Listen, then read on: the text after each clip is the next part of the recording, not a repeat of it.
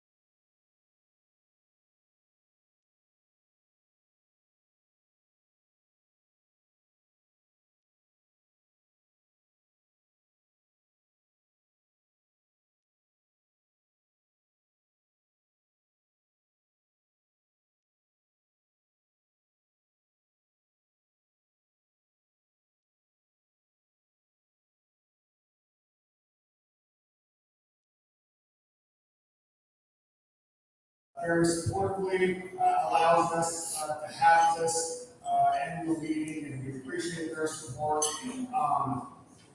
This is where I introduce our board chairman to come up and present the board business. But I will say that Doug Martin, he has been on the Utah State Council Board of Directors for 9 years. He's been the chairman for 2 years. He's been on all the committees, the awards committee, the HR committee, the executive committee, the finance committee. He has been very charitable and dedicated his time, and he was very, very specific that he did not want a big to-do as his last act as the chairman here at the end of the meeting. So I don't want to get fired as his last act, but I do think that we owe him, and he Philip, in your soul, stand up for him, give him a round of applause as he comes up.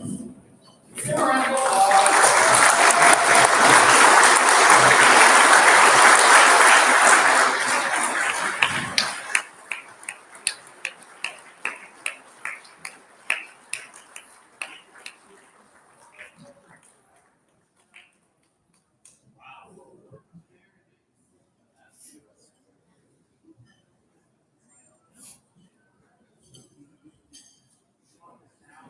Yeah, let me wrap up with that.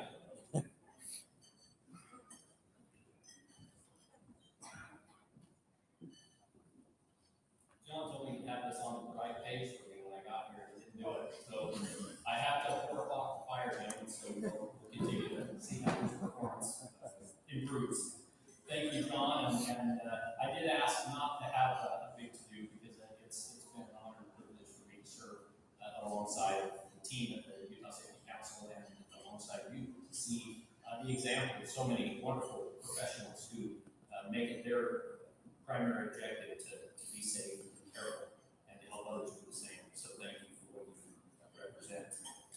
On behalf of the Utah Safety Council Board, I'll call this meeting to order. We've got a little bit of business to do, and so I will begin doing that. This year has been exciting and challenging with the Utah Safety Council, as it has been for most businesses.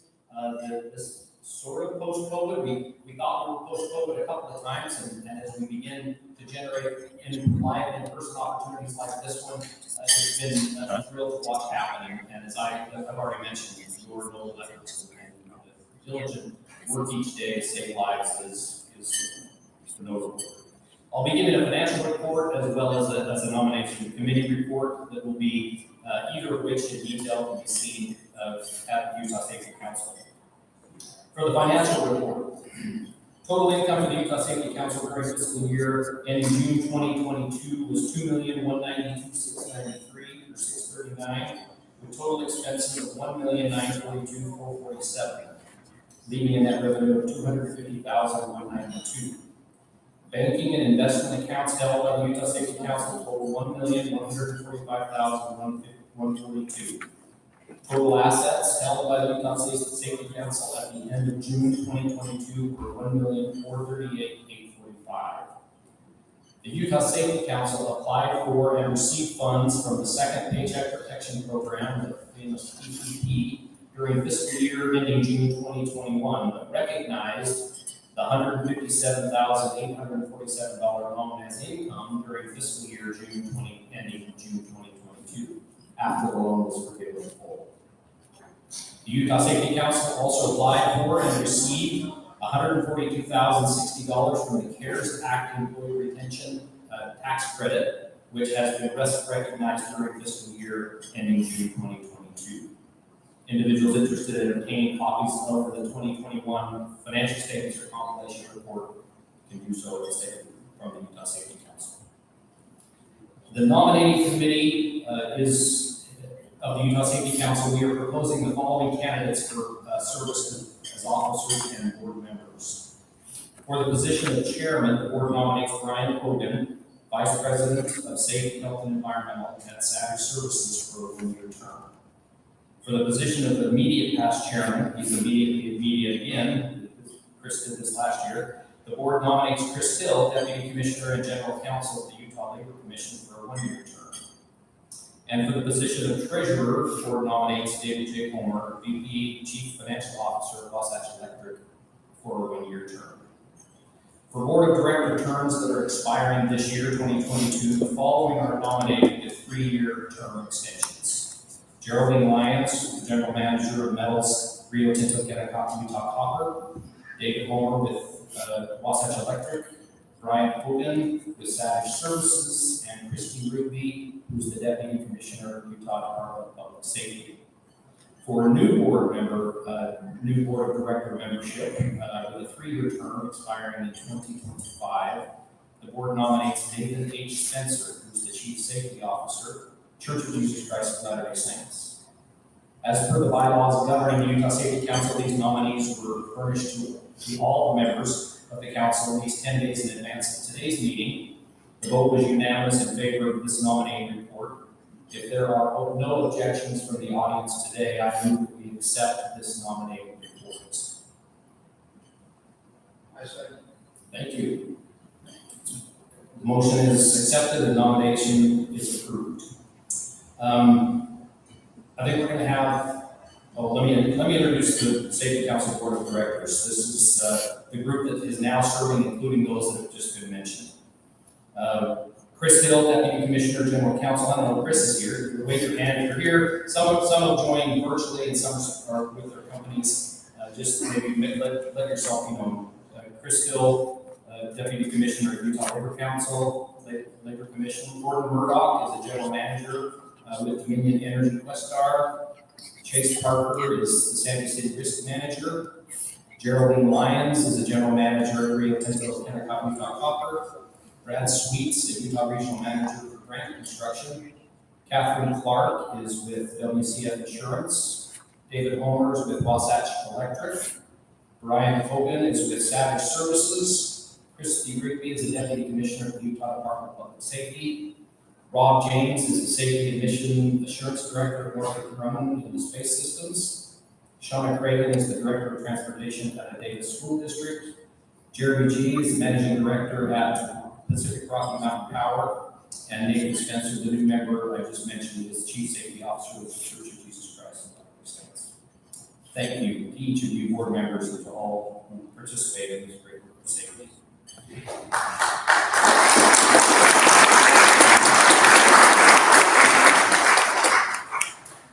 I would allow, okay, so we're going to do Brandy up now. So Brandy, I'd like to introduce Brandy Crockett, who's our Vice President of Operations, and John's going to join us again for a little dollar. Yeah, Brandon's panicking right now because we're off script. But if you don't know, next week Brandy celebrates her 20th anniversary at the Utah Safety Council. So give her a round.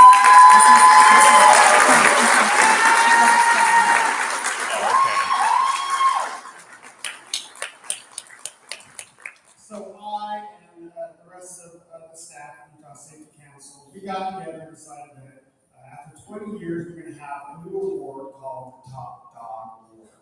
So we would like to present this trophy to Brandy as the top dog of Utah Safety Council. So if it comes out, let's have the whole Safety Council that are in here check this thing out, right?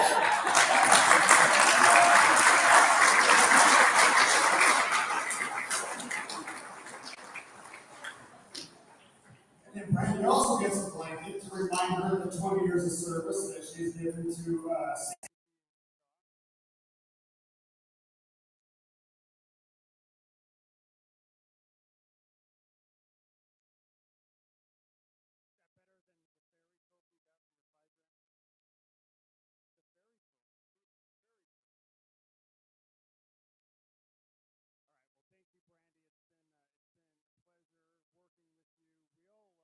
she's not going anywhere.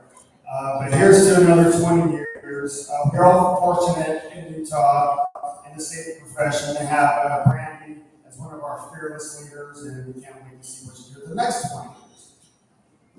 All right. Oh, yeah, here's Brandy.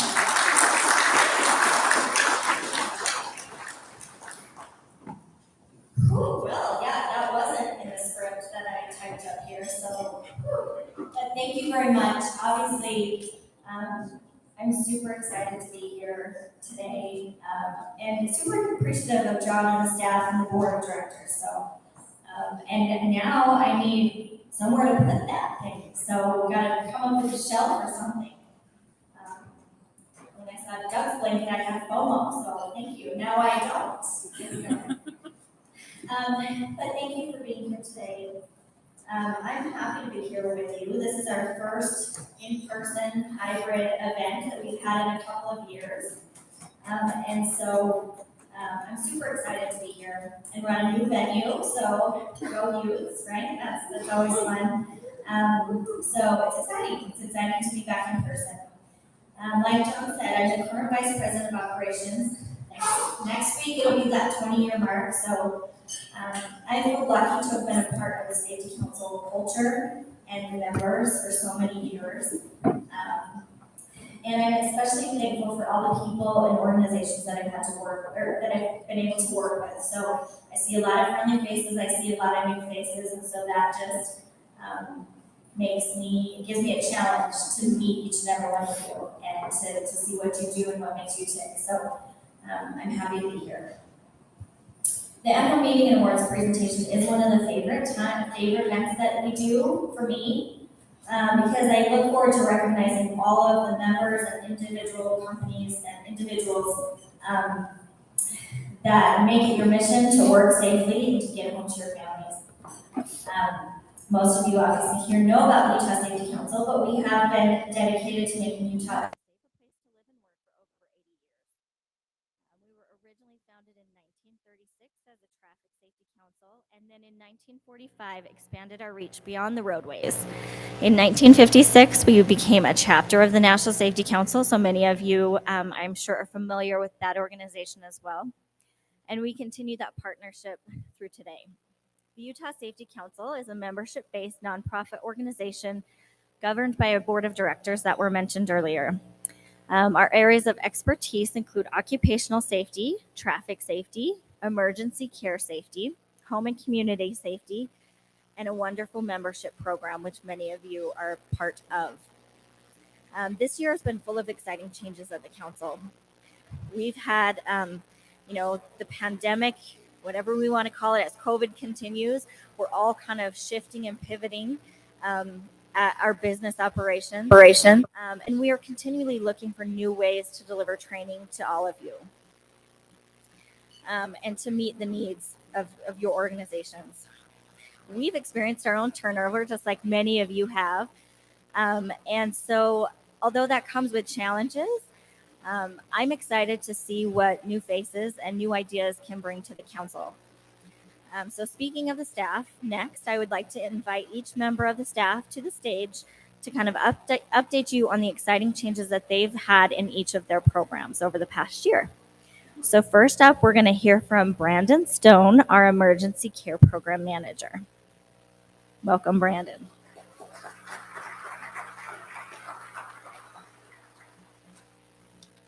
Not excited about being the one to go first. Hi, everybody. I'm Brandon Stone. I joined the Safety Council back in April, so I'm pretty new still. When I joined, it was right in the middle of, if you're an instructor for first aid, CPR, and AED, you'll know about it. It was right in the middle of the transition, boondoggle.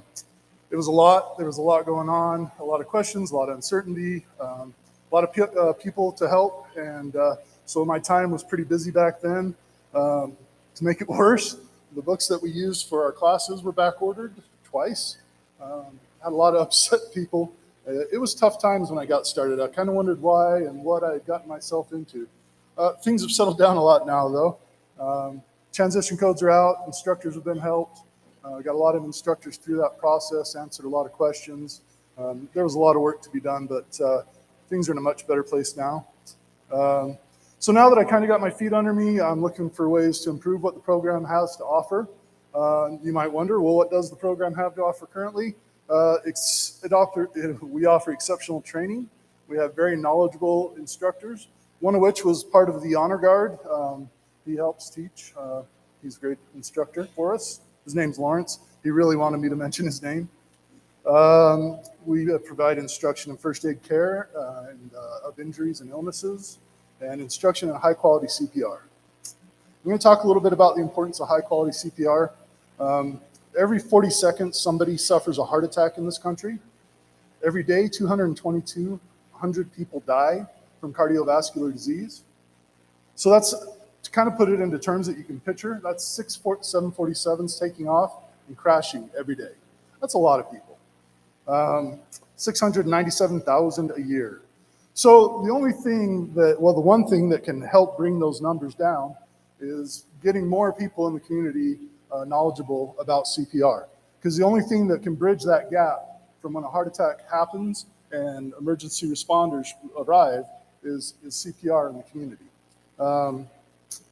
So every minute that passes after you've suffered a heart attack, your chance of survival goes down by 10%.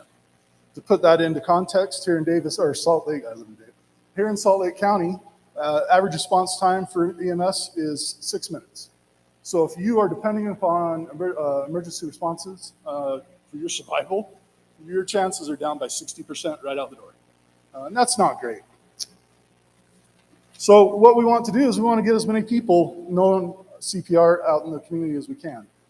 And so typically people do this course as part of a work function, right? Their job makes them go. So, so we associate it with that it's a work thing, right? But only, well, let's see, 20% of cardiac arrests happen in public places. 70% happen in the home. And that leaves only 10% that happen at work. So if you were to use the things that you get out of a first aid CPR AED course, chances are you're using them in the community or in your own home. So I think that's why it's so important to get as many people knowledgeable about this, taught and confident in their skills to perform, because it can make a real difference for all of us. So in support of the USC mission statement, to save lives by promoting safety and health through education, services, and products, the emergency care program in the past year delivered 50 classes on site. That's us coming out to your facilities and educating your people. We host a monthly class open to the public. Generally, we get somewhere around 20 people in that class each month. We delivered 8 IDCs, instructor development courses, to the public and to members. And some of those we hosted in-house and some we came out and delivered to you. Those are great because those are train-the-trainer classes, so they expand our ability to, they expand our reach. We're putting instructors in the community that can now instruct other people and really get our program spread. So it's a really good tool for us. In the last year, USC reached nearly 1,000 people directly with first aid CPR and AED training. And I think that's great, and I aim to increase it. And with the support of members like you guys, I think we will. And now with that, here's Michael Stone.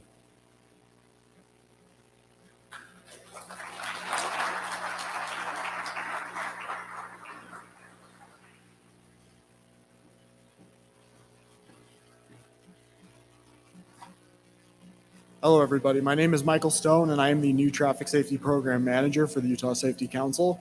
I also started in April, but since then I have learned a lot of new things, and I'm personally excited to grow and develop with the council. I believe that I have a very important role here at the Safety Council, as my department is the one that I think impacts us the most in our daily lives. Everyone here more than likely had to get into a vehicle to come here today, and every time that we get into a vehicle, we are potentially taking our life into our own hands. Driving is the #1 cause of workplace deaths in the United States. I want to try to eliminate this risk as much as possible to ensure that everybody can return home to their loved ones. NHTSA data from last year predicted that nearly 43,000 people will die in motor vehicle crash, which is a huge 10.5% increase from the prior year. They also believe that this number is only going to rise as more people return to normal life and resume on the roadways. One statistic that I'd like to share in my defensive driving courses and Live at 25 courses is that 99.5% of all accidents are preventable in one way or another.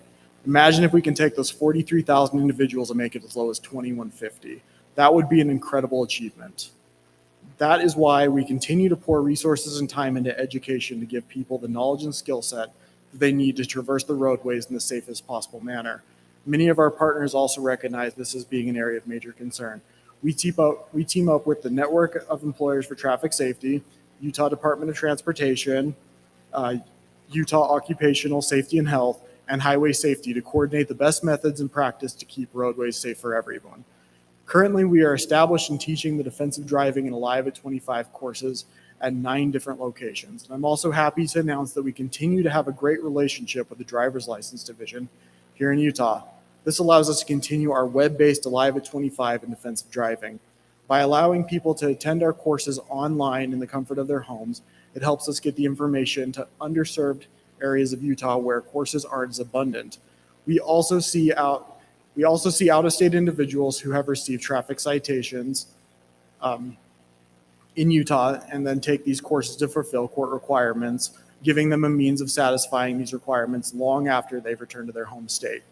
These courses are some of the most popular, showing some of the highest attendance numbers, and I'm hoping to launch more of these courses in 2023. which would double our open availability. I believe that Zoom courses are a major boon, and we will continue to see growth from them in the future. Finally, I am happy to announce that we have trained an additional 8 instructors with hopes to expand our reach as much as possible. In addition to this, we have served roughly 11,000 people since last August. This is a great start, but I'm hoping to continue to see these numbers rise as we push to educate people on safe driving practices and really start making safety a #1 priority on the roads. Next, we will hear from Hannah Faust, Occupational Program Administrator.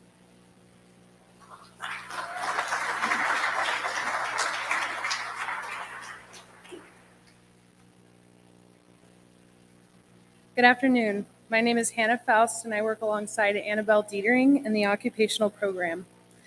As new additions to the program, we look forward to working alongside you all in the community.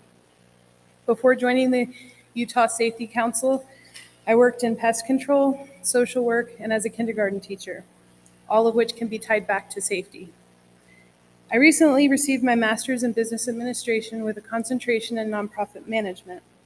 I am so excited to be here today with you, celebrating you all for your accomplishments in service to the community. So far, in 2022, the MSHA program has seen over 900 minors complete our annual refresher course. We have certified over 400 new minors. This creates a combined total of over 17,000 classroom hours. These classroom hours have largely been accrued through our web-based program, though we are excited to announce that we are now offering MSHA in-person classes once again. We will continue offering the web-based option to those who prefer it. However, there is a benefit for those taking our Part 48 MSHA 24 course. In-person participants will receive a first aid and CPR certificate along with their new minor certificate. Annabelle and I are fully committed to providing the community with classes that are essential to keeping minors safe at work. We both recently attended a 2-day intensive with MSHA to better understand how the Utah Safety Council can better serve minors. Looking forward, we are in the process of expanding the program to include new opportunities. These opportunities include Part 46 MSHA training as well as Part 48 Experience Minor courses. Moving on to our refinery program, the Utah Safety Council provides 2 refinery courses on an ongoing basis. These courses include Basic Orientation Plus and Contractor Safety Orientation, which are designed for contractors and contract employees who perform work on refinery properties. So far in 2022, we have provided these courses to over 300 individuals. These courses have remained in person and will continue to do so in the foreseeable future. We do offer contractor safety orientation in an on-site capacity where we will bring our instructor and materials to your site for training. This on-site option is available for many of our occupational program courses. Before moving on, I would like to personally extend my gratitude to anyone in the room who interacts with the occupational program. This includes employers, employees, OSHA, MSHA, ARSC, and our incredible instructors who bring their passion and expertise into the classroom every week. And now you will hear from Annabelle Dietering.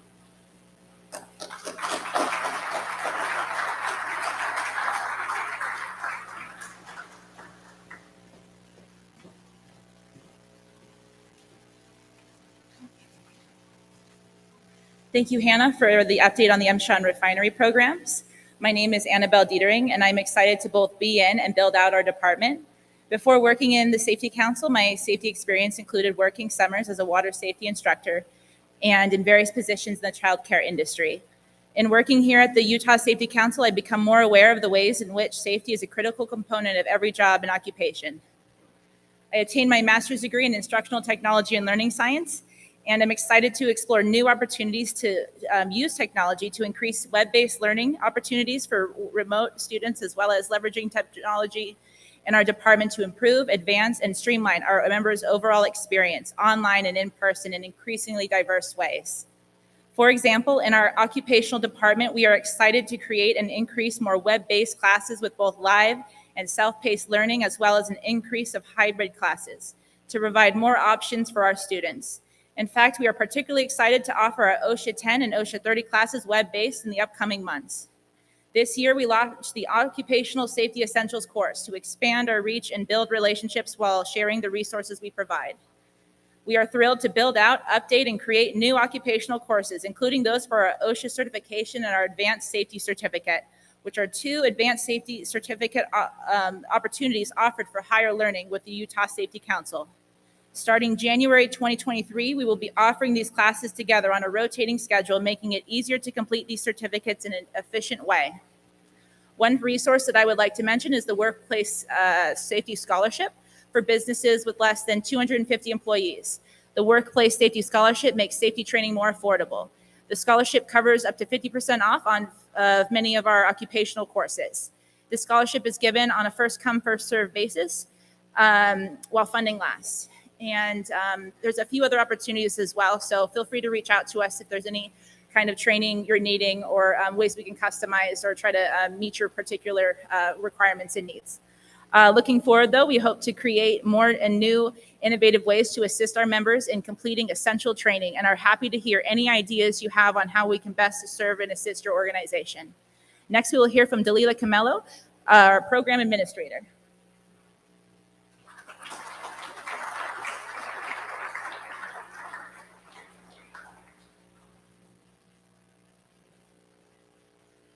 Hi, everyone. My name is Dalila, and I'm the new program administrator for our computer-based safety training programs. I've just recently come back from Brazil. I was actually stuck there during quarantine, so I'm very happy to be back. But to be honest, before joining the USC, I had a very small understanding of what safety actually is. When I heard the word safety, I always associated it with traffic, and I was probably one of the people calling the office looking for the DMV, but not anymore. Over the past few months, my internal definition of the word safety has totally changed. I'm now seeing that it's everywhere, an integral part of a civilized, evolving society. In managing our computer lab and getting to know more about the courses we offer, I now see the importance of teaching everyone involved on how to be held accountable, work with integrity, and keep themselves and all others secure. Running the programs in our lab gives me the opportunity to coordinate with your company and help you provide the proper training required each employee has to take specific to the many work sites for both local refineries and refineries all around the U.S. We also keep constant communication with other safety councils and chapters, and this makes it possible to stream countless trainings in-house, making us a one-stop shop for all your trainings required nationwide.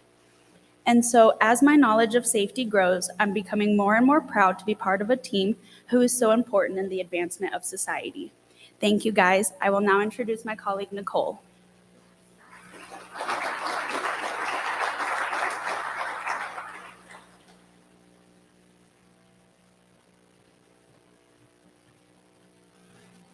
Hello, my name is Nicole Ackman, and I am a program administrator for Utah Safety Council. I too am new to the company this year. As a program administrator, Delilah and I will be facilitating class schedules and invoicing for the computer lab. In the fiscal year ending June of 2022, the computer lab had over 1,800 courses completed. We're also going to be one of the first faces you see when you come into the building. I'm thrilled to be a part of the team and look forward to working with all of you. We will now hear from Laura Brown, Accounting Manager.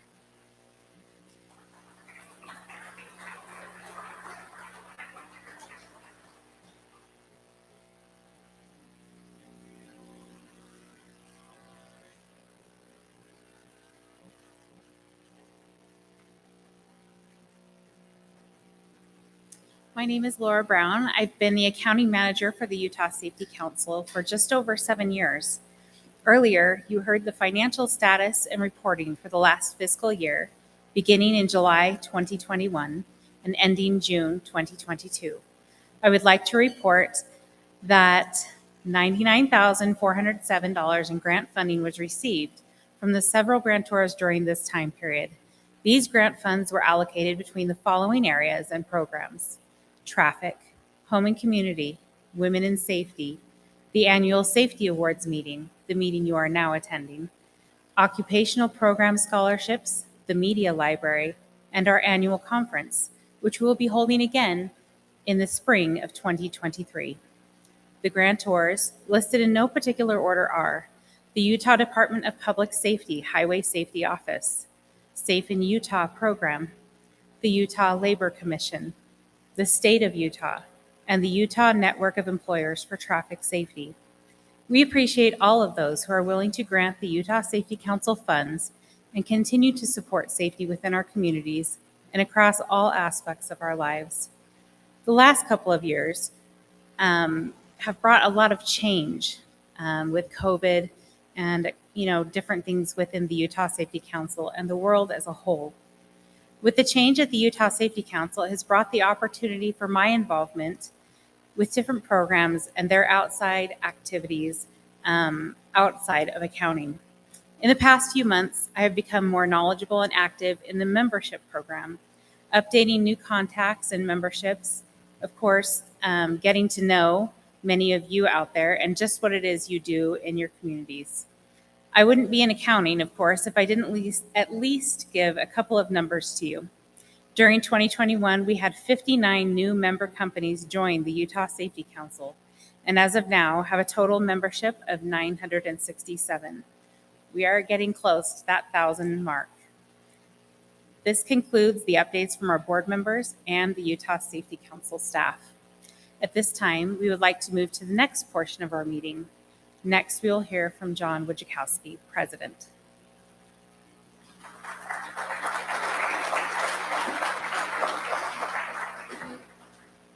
All right, we're going to make sure this is on. It's good? Okay. Well, thank you, Utah Safety Council team, for the updates. Do we have any questions from the audience? We're okay? We're good? All right, I'm very excited to introduce our keynote speaker. Sean Newell is the retired Vice President of Business Development at Industrial Supply Company, where he's worked for 37 years. He serves as a community integrator, working as the Vice President of the Salt Lake branch of the NAACP. He's a former commissioner on the Governor's Martin Luther King Jr. Human Rights Commission and is the co-chair of the Utah Black Roundtable. Mr. Newell formerly served on the boards of the Utah Nonprofit Association, the Utah Manufacturers Association. He served as chair of the Workforce and Economic Development Advisory Board at the Salt Lake Community College, where he also served as the Alumni Council President and a trustee for the college. He's also a former member of the Utah State Board of Education. But that's not all. He currently serves on the Utah 3rd District Court Committee for Self-Represented Parties, Council on Diversity Affairs, or CODA. He sits on the boards of the Road Home and Cherry Elect of Friends for Sight. He's a President's Ambassador for the Salt Lake Chamber of Commerce, Utah State Department of Workforce Services Board, and he's on the board of Utah System of Higher Education.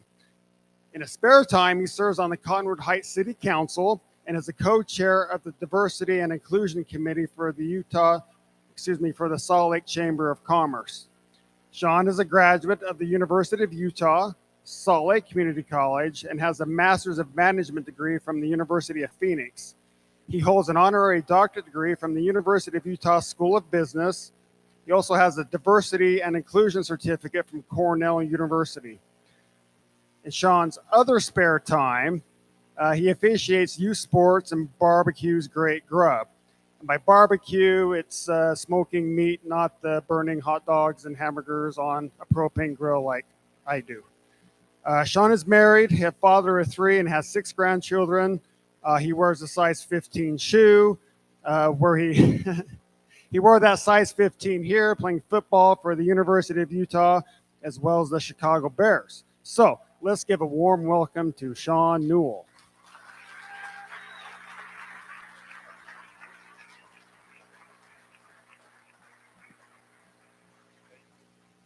Thanks. It's great to be here. I want to have everybody stand up for just a second. Kind of shake it out. You've been listening to folks for a little bit. Yeah. Okay, let's go ahead and sit back down. I just had you stand up because they gave me only about an hour and a half to talk to you today. I'm going to walk around a little, but I don't want you to be nervous or anything.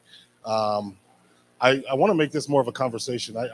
I'm one that really doesn't like to have people talk at me, but to talk with me. So we're going to have a conversation and hopefully have some Q&A afterwards.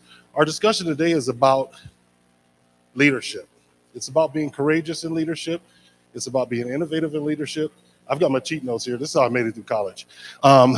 It's about knowing that each and every one of us are a leader. Now, we all lead in different ways. We all choose a path as a leader, but we have to be concerned about the way we lead today. A lot of my leadership learning came from sports. As a young kid, 8 years old, I wanted to be a pro football player. That was my ultimate dream. That's the only thing I ever thought about. School was kind of secondary. I thought, I'm going to make it. And I found out that I had to go through this process. I had to go through a number of different types of leaders who ended up being coaches, to end up being people in the community. I found out that it was kind of hard for me to be led because I was a knucklehead. And a lot of times, even us as adults, we're kind of hard-headed because we're set in our ways. We know how we want to get things done, and we have a process that we've created for ourselves that we think will help us be successful. But always know that you have to shift and pivot in that process at some point in time. If you can't do that, you can't continue to grow. And as leaders, that's one of our responsibilities, is to always keep growing. So from a young kid, I had coaches that would yell and scream at me because I was a little lazy. I just thought, all you got to do is show up and tackle and everything like that. But I forgot about all the running and exercise and everything that was a part of football. But I was fortunate enough in high school to be fairly successful. And my senior year of high school, I became one of the football captains for our team. And this was in Southern California. And when I was told that I had that responsibility, that was one of the first shifts I had in my life. I knew that at that point, I had to lead 39 other players that were on our team. We were a little different from a lot of teams here in Utah, where we didn't let everybody play. We cut down to a 40-man squad. That included seniors, juniors, whoever it was. If you didn't make the team, you didn't make the team. So it was a great feeling of pride to be there. And it was also a great feeling of pride for me to be chosen as a captain. But I had no idea what that responsibility entailed until there was a meeting one time in our football meeting, just right before a football game. And we as captains were kind of, getting everybody fired up and talking about the game and going over what we learned in our films and everything. And I had one of our players stand up and say, "I'm not listening to you." And I had a choice at that time. I didn't make the right choice, but I had a choice at that time as to what to do about this. Because as soon as he said that, everybody turned and looked at me and my other three captains. So I walked up the bleacher steps, grabbed him by the collar, and said, "If I hear another word out of you, we're going to move some furniture up in here." And the whole team watched that. And nobody said anything to the coaches. I said there's something to the coach as soon as that happened. I went to the coach before the game and I said, there was a little incident. I said, I need to let you know. And he said, well, what happened? I said, nothing after that. I said, everybody kind of quieted down and took care of business. That started our team off on a 14-0 season in Southern California. What I learned about that is that I should have chosen another path other than going and grabbing him by his collar. I should have had the skill sets. I didn't at that time because I was only, 17, 18 years old. I didn't have the skill sets to understand that leadership takes a lot more than just being assertive. Leadership takes compassion. It takes humility. It takes a willingness to do things that you might not be comfortable with. And that helped me on my path to understand that wherever I was, I had to be a leader. And also that those on my team, by not saying anything else, chose to be a leader in their own way. They quietly led by position on the field. They quietly led, and they understood that I told them all that I was going to tell the coach what happened. So they understood that I was going to take responsibility. And as a leader, we have to take responsibility for the things we do. Fast forward about a year later, I was able to come here to the University of Utah to play football. And again, being a knucklehead, thinking I was, BMOC, I found out there was another 79 BMOCs out here on the field. And that was an eye-opener to me. I thought, okay, I'm going to just show up and these guys got nothing on me. I got this game down pat. I had skills, I had the ability, but I didn't know that I needed to also have respect. And I needed to respect those guys that were ahead of me. My freshman year, the University of Utah sent 7 players to the NFL. And I practiced against 4 of them on the offensive line. You think I was humbled my first couple of practices as a freshman? It was something else. I had never been manhandled before until that experience. And I gained a respect for those guys instantly. They didn't have to say a word to me. They just said, you know, we all had an understanding of what our jobs were, and they made my job difficult. I learned at that point in time that I've got to figure out how to fit in, because you come up here to school, you're basically on your own. You know, nobody really helps you out. The coaches try to guide you, but they're telling you, hey, we brought you here for a reason, perform. And I thought, man, this is a whole lot of pressure.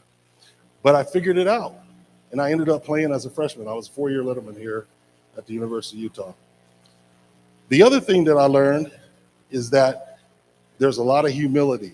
I saw all these big, bad athletes, and I thought, man, you know, these dudes, they think they're something else. But one thing about sports is when you're in the locker room, everybody is butt-ass naked. And you're equal. It doesn't matter what position you play, doesn't matter who you know, doesn't matter where you're going after the season, we're all equal. And we can all lead each other. Once I was accepted here and I was, you know, deep into my freshman year, we had conversations. I had people mentoring me. I had people helping me. I had guys sponsoring me. I had guys telling me what to do in the weight room. It was really eye-opening to me. And I said, how come these guys play the same position as me, but they're helping me? And that's where that whole team aspect came in. As leaders, we're leading teams. We're not leading just individuals or somebody that just showed up. We're leading teams. And we have to remember that, because we're also leading ourselves. We have to do the things to make ourselves better each and every day. We have to come in with an open mindset.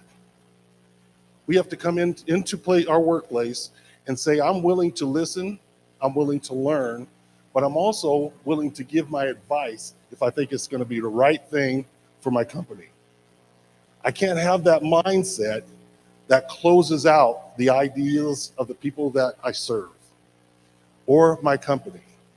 We have to think about these things in a critical way as leaders.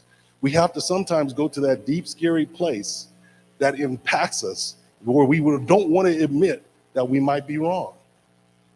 We have to have that self-acknowledgement that I'm doing the right thing for everybody around me. I'm doing the right thing for the people that depend on me. You know, and you've heard this before, you think about how long you spend in the workplace and in your engagement with the people that you work with. It's almost more than you spend with your family most of the times, right? It's important that we treat the people that we work with in that same fashion. I mean, not completely, because that'll get you in trouble. But for the most part, we have to find ways to create conducive environments and cultures for us to be able to survive and to be able to serve our entities and ourselves and the people that we lead in a way that's going to make sure that we're successful. And that's what we're striving for, right, as leaders. We want to be successful as individuals. We want our companies to be successful. We want the people that work for us to be successful. So we have to be conscious of that. My next lesson in leadership came when I had a chance to play in the NFL. Now, most of you know NFL stands for not for long. And in my case, that was real. I spent my rookie year on injury reserve with the Chicago Bears. I got there, was doing pretty good in training camp, and I got my ankle blown out. And I ended up being in the whirlpool more than I was on the field. But I also learned from the people around me about leadership. I had a chance to play with people like Walter Payton, Richard Dent, Steve McMichael, Willie McGinnis. There's a bunch of them. But I learned humility during that training camp. I came in again thinking, okay, these dudes, they can't be that different from me. You know, they all play college ball. We can make this happen. So the first time I lined up in one-on-ones, well, it was really a pit drill. I was going against Kurt Becker. Anybody know who he is? He was an All-American from Michigan, offensive lineman. And I was like, oh, I got this dude. He's kind of tall, but I got this guy. And behind him was Calvin Thomas, one of our fullbacks. He was our second string fullback. And when the ball snapped, I learned where the Nike swish came from, because I was on my back and Calvin Thomas was going over the top of me.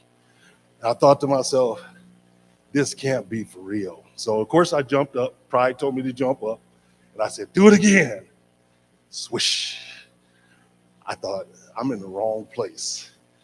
And then I had the guys grab hold of me and say, you're in the wrong place. But they weren't mean about it. They were like, son, let me talk to you for a minute. So I had some counseling from some of the players, and it kind of helped me out a little bit. But I learned from there that I wasn't prepared. And when we're leaders, we don't have that luxury.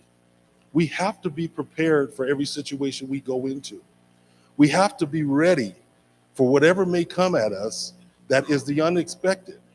That was unexpected for me. I did not expect to get run over first by the lineman and then see the running back run over the top of me. That was something I never experienced in my entire life. And it was humbling, again. But I learned that there were people that cared about me enough to share their expertise. Coaches came over and said, son, it's okay, get off the field. The players came over and said, it's okay, my man, get off the field. And I started to think, I better get myself ready next time.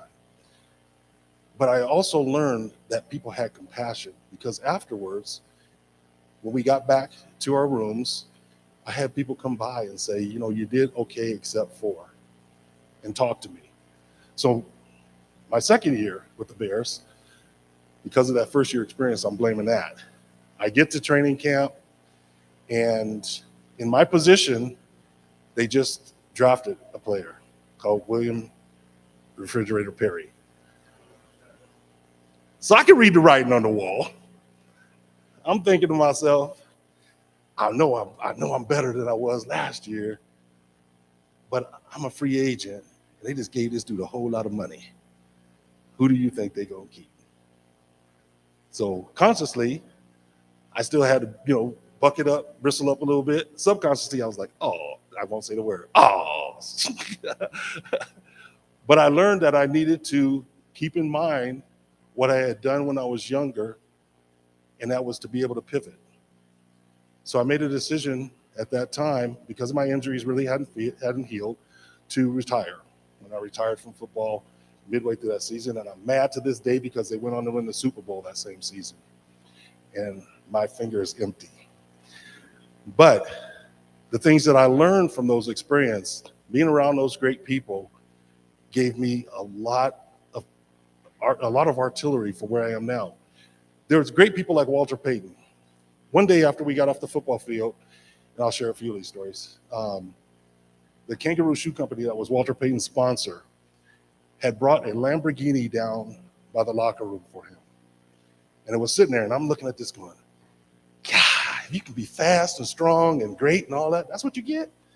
That's a beautiful thing. So like 2 days later, he brought it down to the facility.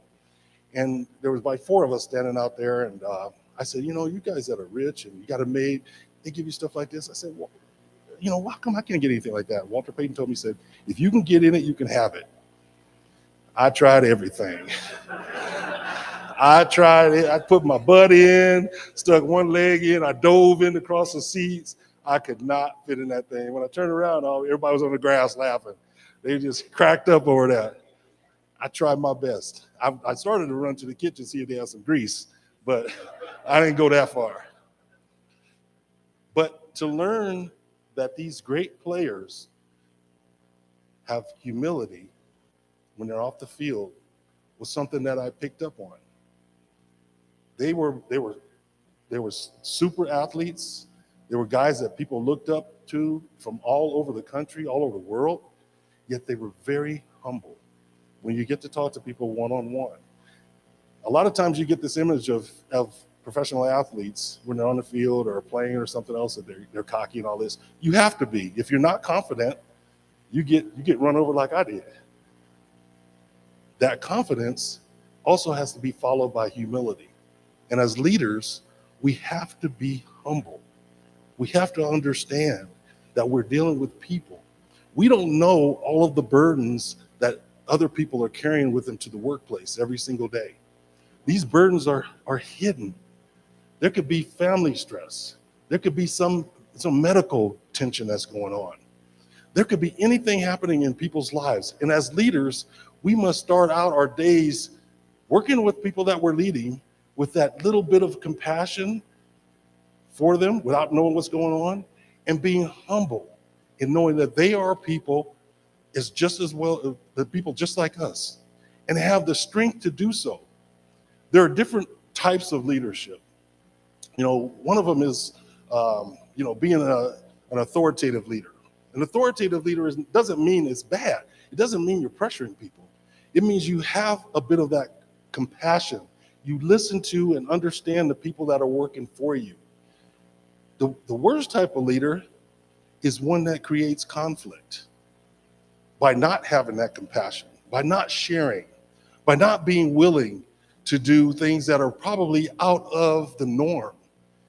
If we can't be flexible and be, don't take this the wrong way, abnormal in certain ways, we can't be the best leader possible. We have all of this inside of us. We have humility inside of us. We have the willingness to be humble. But to do these things a lot of times takes a lot of courage. It takes being able to buck the system. It takes being able to fight against forces that are telling you that you should not be leading this way, that you should push your people to the brink of destruction, or that you should push yourself that hard. We all want to push ourselves. We all want to get better, but we have to do it with courage, and the courage to be able to say, you know what, hold on a second. I need to take a step back. Or I don't think we're doing this the right way. Or this may create harm or some disparities within our company that we cannot live with in the long run. We must be resilient to the noise that's pushing us to do these things. We must be resilient to the noise that's telling us we don't have to consider the people around us. One of the biggest challenges we have today in leadership is we've got 5 generations in our workforce. You got the baby boomers, millennials, Gen X, Gen Z, and Gen Y. If we don't take into consideration those younger generations and the knowledge that they're bringing, the new ideas, we're not leading properly. This is going to continue to be a big strain on us as leaders in seeing some of these, as my dad used to say, that young little whippersnapper coming into the workforce and bringing new ideologies to us, and us just, pushing it aside. It will harm us. We have to have that open mindset and be willing to take in their contributions, their willingness to share, their willingness to work.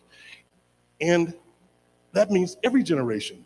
We have here in Utah, one of the oldest generations, I should say oldest demographic of people in the demographic of baby boomers now. Did I say it right? Sort of, kind of. But we're getting older. And we have to consider the knowledge that the older people have too. So we cannot discard them either. We cannot say, Sean's retired, we don't need him anymore. Well, my company kind of did. But we don't need to say that because there's knowledge walking outside of our doors. We should be able to tap into that and figure out how we can find that balancing point between the younger generations and the older generations, because they're all part of our workforce today. And we have to be conscious of that. We have to be willing to take the little lumps that come along the way in learning. One of the biggest problems I see in leadership today is the fear. We are afraid of making mistakes. Guess what? Anybody who's never made a mistake before, raise their hand. It's reality. It's a reality. We are going to make mistakes. We're going to make mistakes in dealing with all these different generations. We're going to make mistakes in dealing with different demographics. We're going to make mistakes in making decisions about what to do as a leader for our company. We're going to make mistakes. In your business, you really can't make very many mistakes because it's about safety, right? But when it comes to your people and leading your people, don't be afraid to make a mistake. If you do it in an authentic way, you do it with curiosity, and you do it in a way that where you can explain why you're doing the things that you do, so that people don't feel like, he hates me, or she can't stand me, or they'll never give me a chance. Make sure that you're conveying the messages in a way that's conducive to be heard and to be accepted. But don't be afraid of making a mistake when you're conveying those messages, because we all speak different ways. If you were around me and my friends when we were playing dominoes, you would think, oh no, they're gonna get up and start fighting. It's a whole different environment, culturally a different environment. But there's nothing nefarious going on there. We speak in different languages. We have to be understanding of that and be courageous enough to make mistakes, but then correct our mistakes. We have to have that courage built into us. Now, you're going to also get people that are whispering in your ear saying, why are you doing that? Why do you care about those people? Or why are you letting this person do this certain thing? As leaders, we're supposed to build others up, because guess what? We're not going to be here forever. We're supposed to help others grow, because that is what we do. We nurture as leaders. If we're not nurturing, we're not building. If we're not building, we're not even growing. We have to have that growth mindset on a continuous and everyday basis. It's hard. It's not easy. If it was easy, everybody would want to lead in your capacity. But we have to pick and choose how we do that in a safe and conducive manner to growth for that individual, growth for us, and growth for our companies. I'm gonna go to my cheat sheet because I gave you too much of what I was already going to talk to you about. I made it quiet. It's all quiet in here like we had a funeral or something. That makes me real nervous. I really can't handle quiet. Just like with your kids, every time it's quiet, you're like, what you doing in there? Hey, so I'm getting out of here. 1 second here. This is the other one. I want to make sure that as leaders, we make sure that we remain vulnerable. If we lose that semblance and sense of vulnerability, we lose that part of humanity that's really critical to us being a part of our environment. It's okay to be vulnerable. It's like for us men, it's really hard, because we gotta be strong. We gotta, forge forward no matter what. But sometimes we have to relinquish that. Sometimes we have to show that vulnerability to be the leader that we need to be able to connect with people. And if we're not connecting with people, then what are we doing? No matter what we do, this is a people business. We're all in this together. And connections are critical. Connections can be at different levels. They can be, just a pass-by conversation, someone you say hello to every day.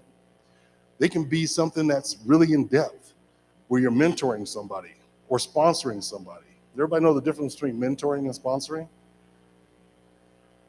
Anybody? Bueller? No? Well, mentoring is when you basically try to, you give information to people and try to help them along. You're telling them, the do's and don'ts and what they may consider. Sponsoring is actually taking that person and walking them through those processes. That's actually taking somebody to a meeting like this that would probably never get that opportunity, except for you and your leadership, to bring them to a banquet like this, an award ceremony. Sponsorship is critical because sponsorship takes less time to create a connection than mentoring does. It cuts it in more than half. So when you're doing things and you have opportunities, be willing to sponsor someone else. Be willing to bring somebody else along with you that may not have the same type of opportunity on a regular basis. And the power in that as a leader is phenomenal. It is phenomenal. It goes a long ways. I've had sponsors throughout my life. They have made a world of difference. All the things that I do is because of people that have sponsored me, that have taken me to places, that have given me opportunities. Just this past session in the legislature, I had a friend take me into the Senate chambers during the meetings. And I was like, am I going to get in trouble for this? You know, I had no idea. But she said, hey, yeah, I want you to come in here and introduce me to the entire Senate. And I was like, man, this is something else. And I had to thank her because, I mean, we don't usually just get to walk into the Senate chambers when they're working. We don't get those opportunities unless somebody sponsors us and helps us to get to those places. So it's critical that your sponsors. How much am I good on time? I got an hour left. Oh, just checking. Where am I?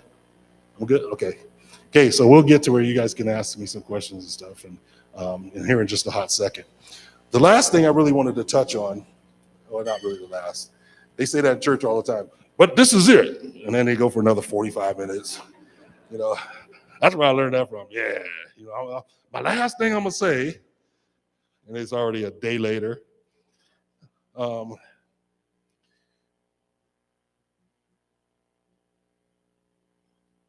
Touched on that. Oh, okay. Now we're talking about connection. We want to make sure that in any of our connections, the relationships that we're building, we do it with intent. We don't want to do it in a haphazard way. We don't want to create relationship. We're all in relationship to some degree when we're talking or working with others. But if you're going to get into a deep connection with people, be intentional about how you connect with that person. Be intentional in your conversations. Be upfront and honest with people in your conversations. Share with them. Share with them how you're going to help them. Share with them what you want from them. Share with them what is needed. Now, sometimes we can't always be on the positive side, right? Sometimes we have to tell people what they've done wrong or what was incorrect in the work that they've done. But if we do that in a way where we've built some connection and we are intentional about maintaining that relationship, we're all bright enough people to figure out how to do that and to do it in a way that's conducive to productivity. And that's what we do as leaders. We bring the highest level of production to our positions for the entities in which we are employed by. We do those little things. They add up. You don't have to do it all in one day, because if I give you a test on all this stuff right now, everybody probably getting about a C- or so, because I don't do multiple choice. But take bits and pieces and build upon your own leadership arsenal. I call it putting arrows in the quiver. Whenever I do something that I think, okay, that's going to be valuable at some point in time, it's in my quiver, so I can continue to build it. And then when I have those times when I know I need to do something, and I know I've built up the courage enough to do it, I can take one of those arrows out and I can fire it. And I know that I'm going to be okay. I know that I'm going to be effective. I know that I'm going to do the things I need to do because I've been working on that, I've built it. And relationships is a place where that is critical. It is critical. We have some severe issues in our workplaces now. This is all part of safety with mental health. We have issues that are occurring every single day that have to do with hidden burdens based on people's health. We don't know who's ill in our workplace all the time. Some people won't tell us. Some people will, but a lot of people will not. It's critical that though you have those connections and relationships built to a point to where those people are willing to share that information with you. And you will allow them to be vulnerable because you are vulnerable as well. And you know how to accept that information. If we cannot be conscious as leaders of the connections that are necessary in our relationships and the places we work, we cannot be successful as human beings. I'm reading a book right now, and it talked about something that's really simple. It talked about a smile and what a smile can do. A smile at a person, even when you don't feel right, will change the brain. It is astonishing. I was like, really? I almost dropped the book. But after I kept reading it and learning more, it became a reality and understood it. So I've been testing it. And it's amazing what happens when you just smile. Even when you just feel like cussing or pushing something down, change it.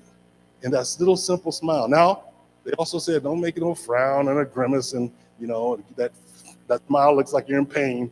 Don't do that. But honestly, the impact of just a simple smile to the people you engage with every day creates connection. And these are little simple things that we take for granted as we're existing in our worlds. We don't understand how impactful that little smile can be to somebody on a single day. How many of us have heard those stories of people that were on the verge of committing suicide and somebody simply smiled or asked them a question that day and they decided not to do so? Anybody heard those types of stories? Quite a few people. It's real. It's real. And as leaders, that's a simple thing for us to do. Even, going, you're fired. It makes a difference. They know you care about them. Sorry, you got to go today. People are going to be all right with that. They know that you're not excoriating them or being just saying something just to be cruel, but it changes. It changes physically the brain. And we have to do more of that to bring connection. Because like I said before, without connection, we cannot lead. We cannot do it. And we have to be so intentional about making those connections. We have to grab people one at a time that we lead. And once in a while say, hey, good job, or I've been watching you. I appreciate what you're doing. Or thanks for doing that the other day. Those little things don't take but 2 seconds for us to do. And the return on investment is huge. It is huge. It will come back to you tenfold. So, I'm getting close? Okay. Yeah, he almost threw the mic at me. Any questions for me? This one is don't fear your enemies. I think it's Albert Brooks. Don't fear your enemies, don't hate your enemies, something like that. We have questions. I can come to you. I will run as fast as I can. Oh. Okay, I'm coming. You guys are easy, no hands. I'm like,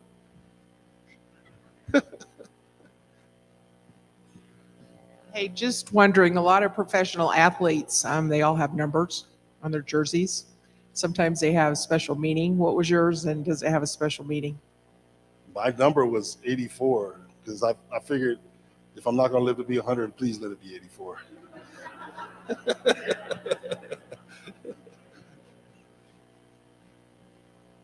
Anybody else? Okay, cool. And I have a question. Oh, go ahead. What's the hardest thing you've ever done, Sean? The hardest thing I've ever done? The hardest thing you've ever done.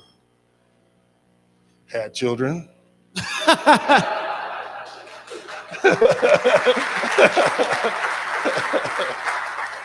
That's it. That's it. They didn't. My father told me about children, and I didn't listen.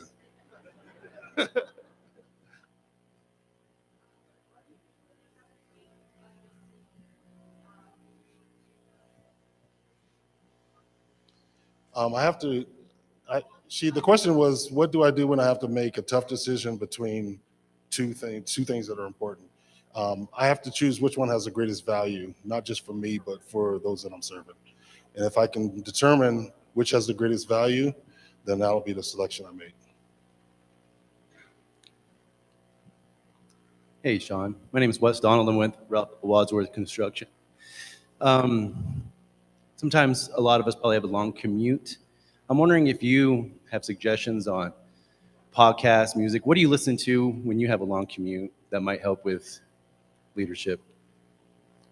What I listen to get ready, or? Like if you had a long commute, do you listen to podcasts or do you listen to music? What helps? What can I do? Or what would be like a... that would be the good answer would be, well, I listen to this radio podcast. I listen to gangster rap.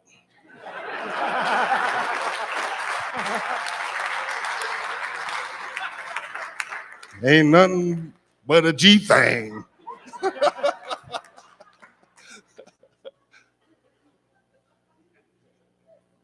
Another? Are we good? Oh, you got another one. What I do online after a tough day? Is everybody over 21 in here? After a long day, I got one of those lounge chairs at home that have the buttons on it. You can kind of lay back, give myself a drink, turn on Housewives. No, not Housewives. No, I'll sit with my wife and we'll watch TV. So, and we usually don't get to do that till later in the evening because I have a lot of events that take place in the evenings. So we'll just come back, sit in the lounge chair, watch a movie or watch some television, and then start to wind up for the next day. Yeah, so nothing. I don't have any kids in the house, so it's peaceful. Just a dog. No other questions? Right, you guys are good. Thank you so much for letting me be here today. I appreciate you. Thank you, my friend.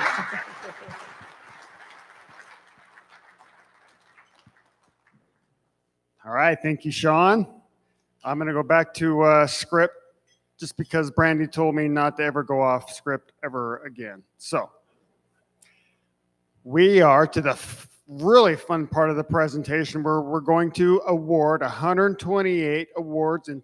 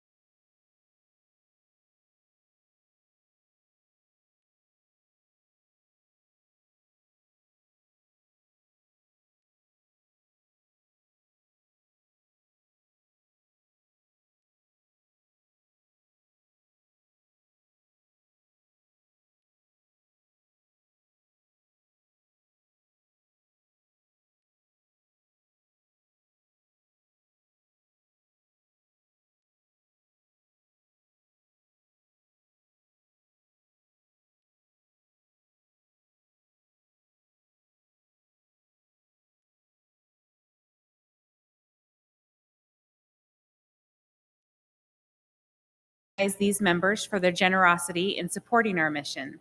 This recognition serves as a tribute to their commitment to provide a safe and healthy working environment for all employees and stakeholders within their organization, which helps us all to make Utah a safer place to live and work.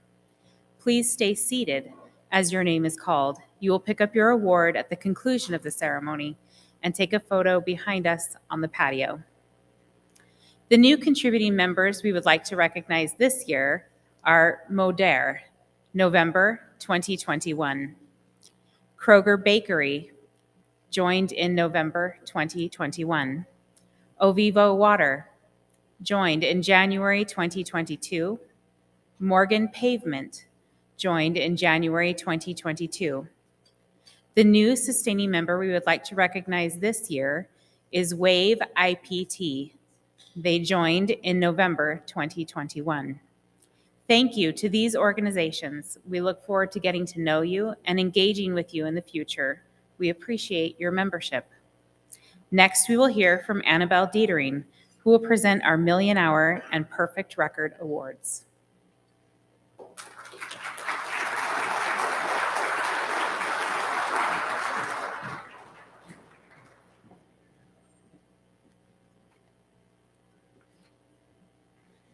Now we will present the Million Hours Awards.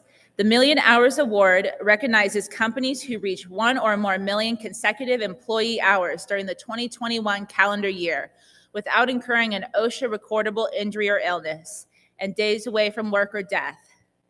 As we read your name, please come forward and enter the stage on the right to receive your award, and then pause for a photo before exiting on the stage to the left. Those receiving the award this year and celebrating over 1 million hours worked without an OSHA recordable are as follows. Bar Engineering Company.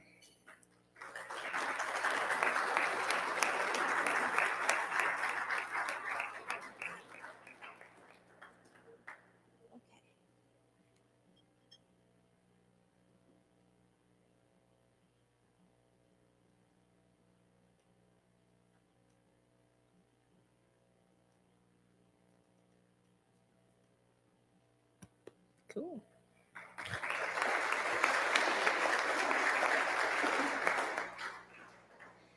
Next, Hunter Douglas, Salt Lake City.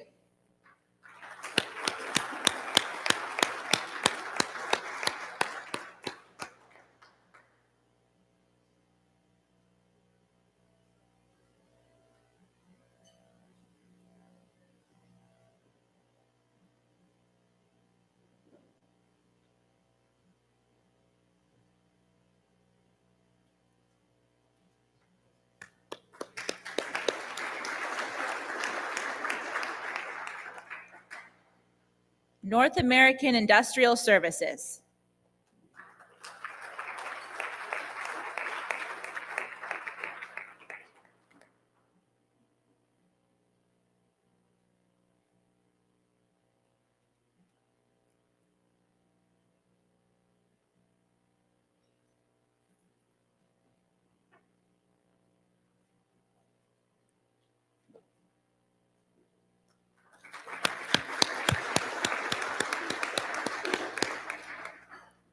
Teva Pharmaceuticals, Salt Lake City Operations.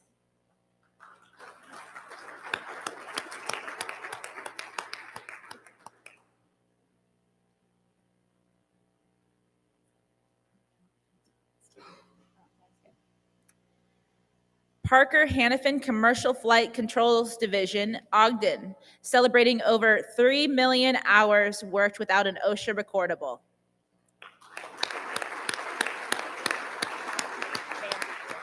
Okay. Sentinel Integrity Solutions, celebrating over 7 million hours worked without an OSHA recordable.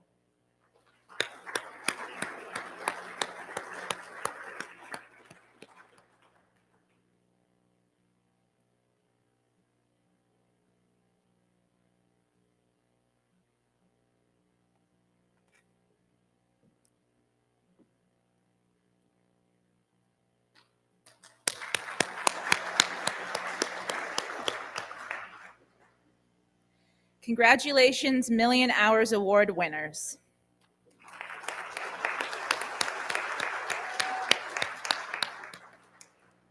Our next award is the Perfect Record Award that recognizes company who worked the entire 2021 calendar year without an OSHA recordable injury or illness and days away from work. As we read your name, please come forward and enter the right to receive your award, and then pause for a photo before exiting to stage left. Those receiving the award this year are as follows: AEECLC,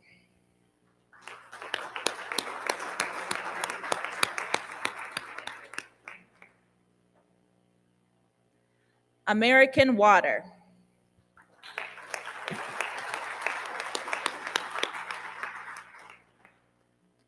Barclay Mechanical,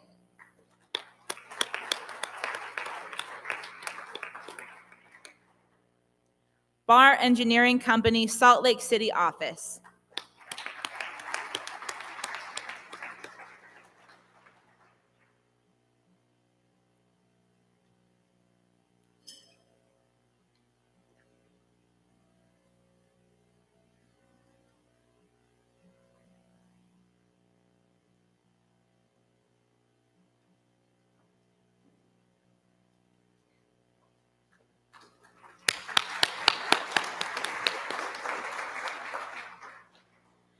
Bodek Inc.,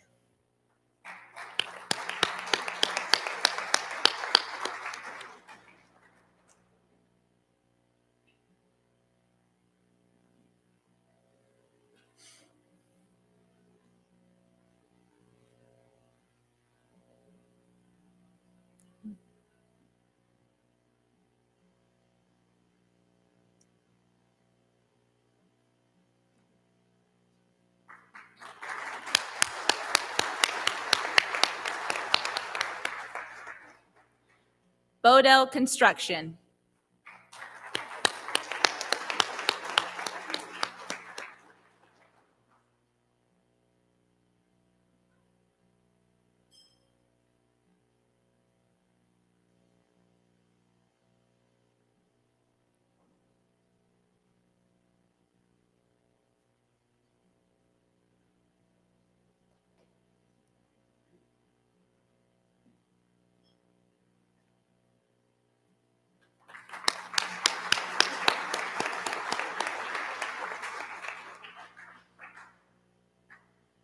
Burdick Materials, a CRH company.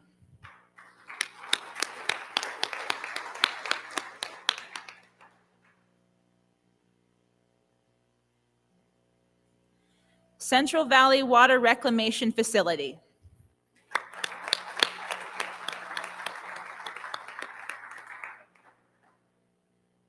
Cleesby Conveyors.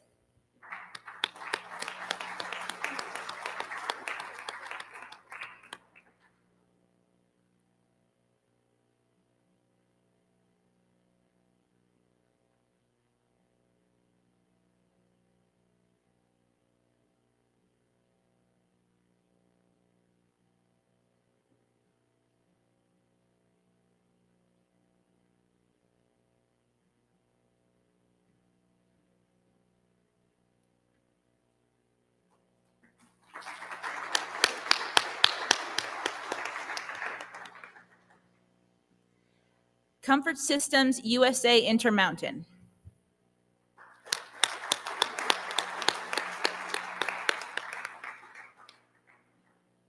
E-Corp.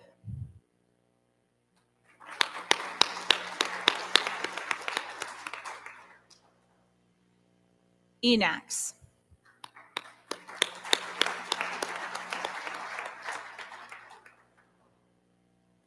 Energy Fuels Resources, White Mesa Mill.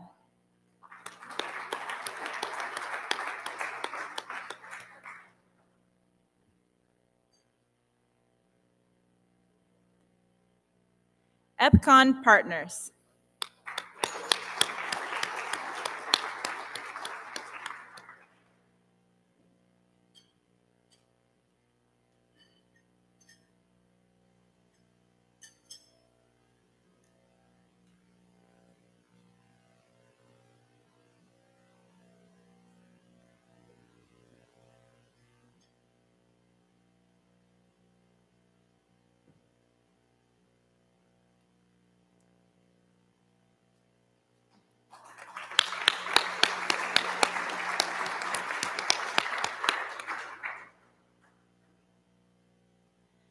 Grammel Construction.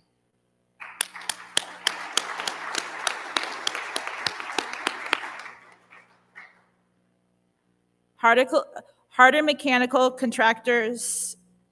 Yeah, Harder Mechanical Contractors.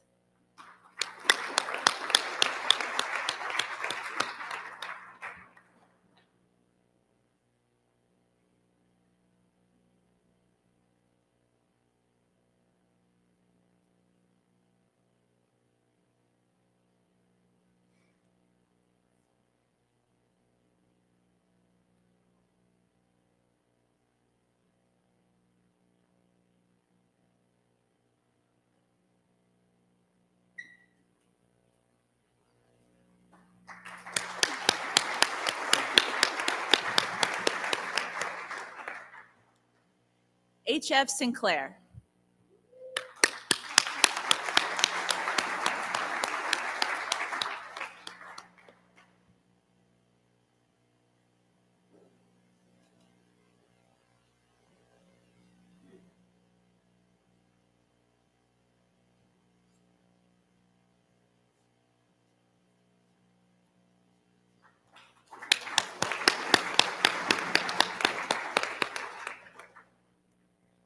Caltech LLC.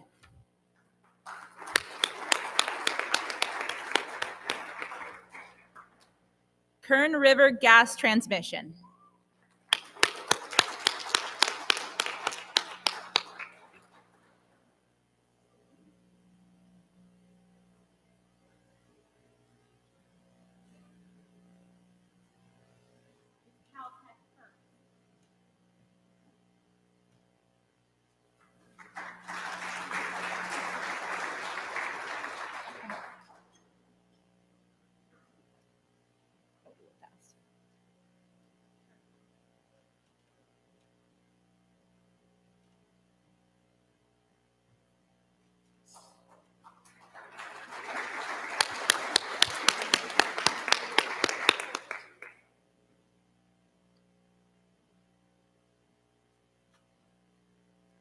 Komatsu.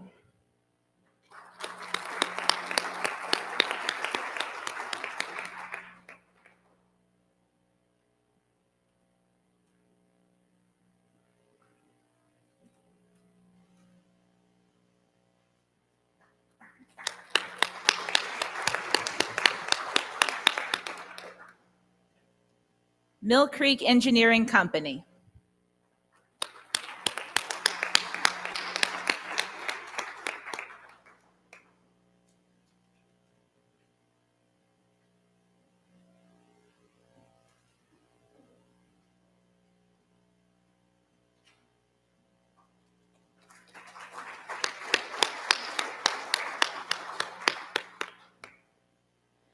Mountain Regional Equipment Solutions.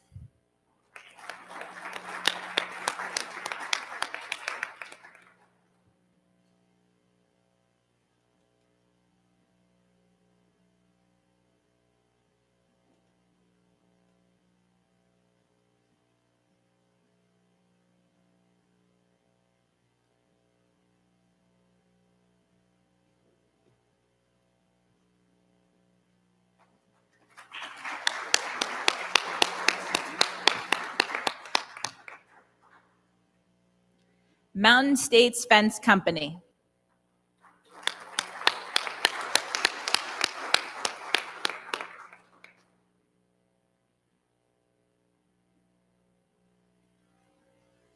North American Industrial Services.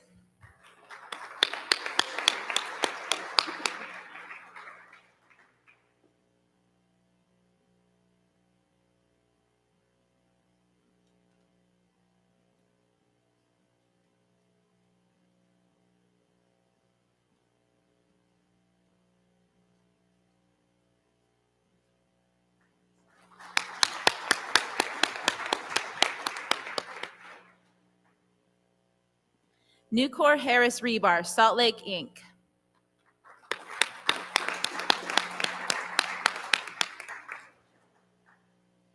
Parker Hannafin Commercial Flight Controls District Ogden, or Division Ogden.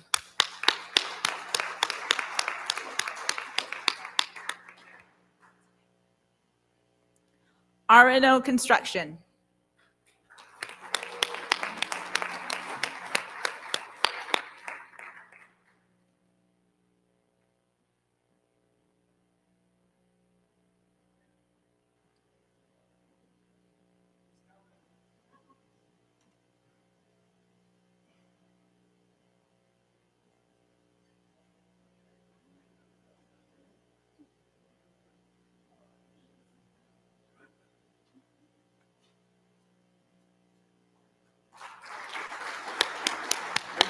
Thank you.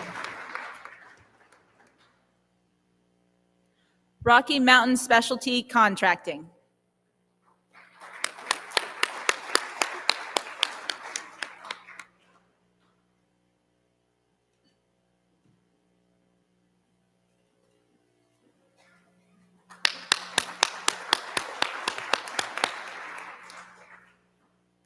Savage Services American Fork.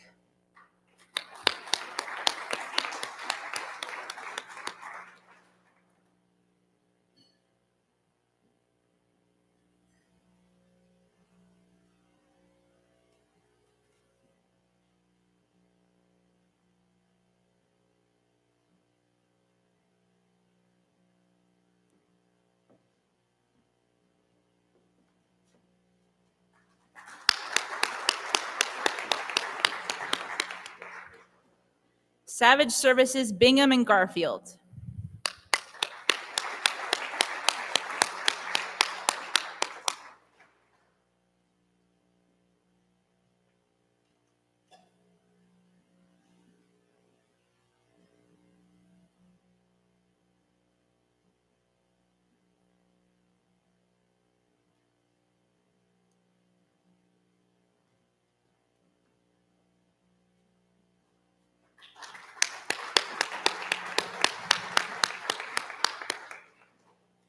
Savage Services Support Center.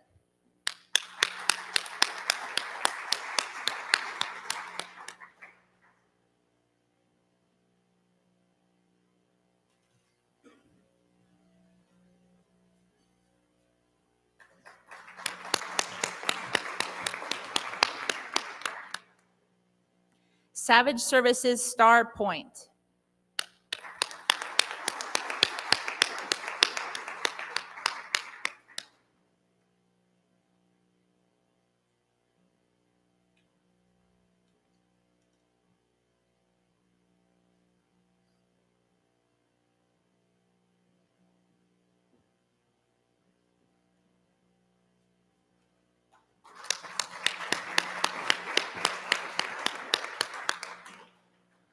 Savage Services Tooele Transload.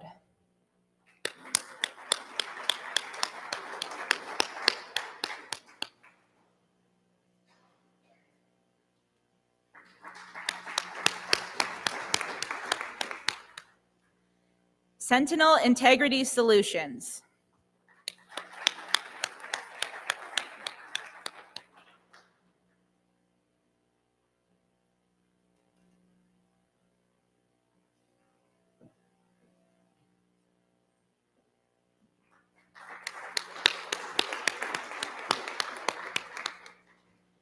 Syntix Technologies.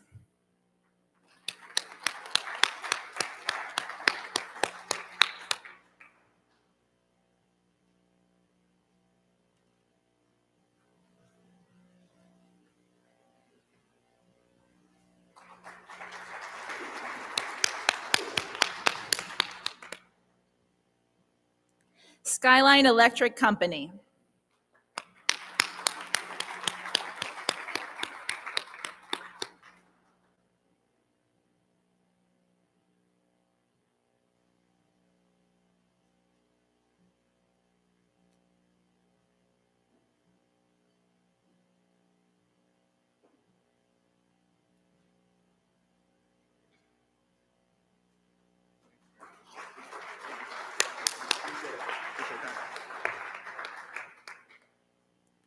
Snyderville Basin Water Reclamation District.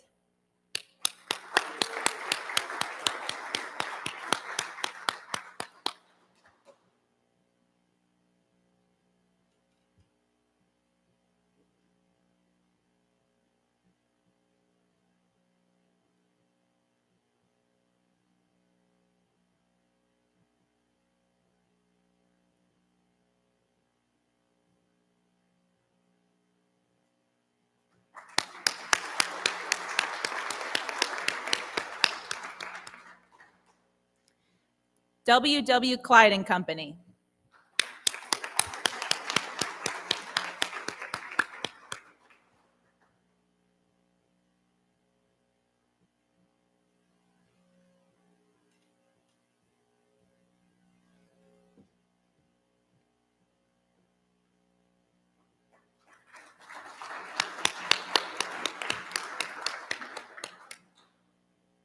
Unique.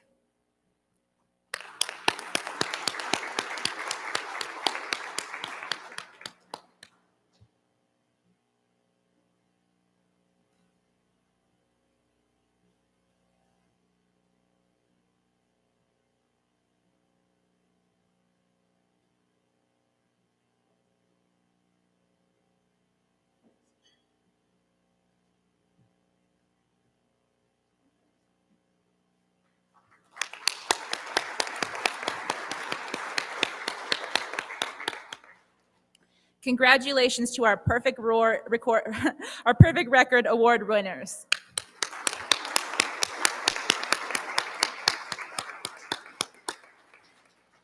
Next up is Mike Stone presenting our Occupational Seatbelt Award.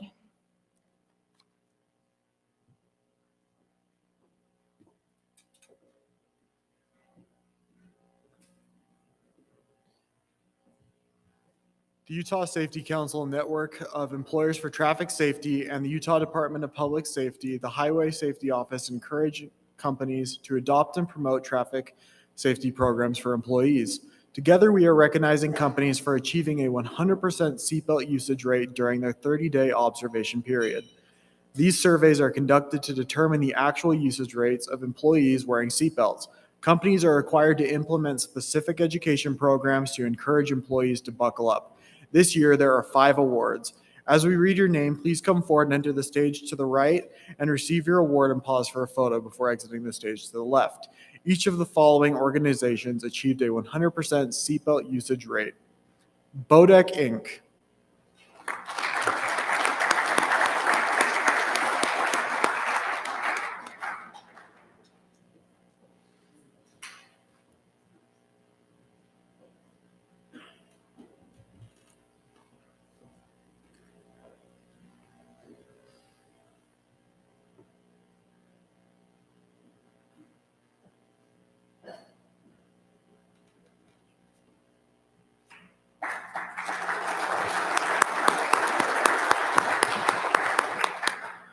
Hudson Printing.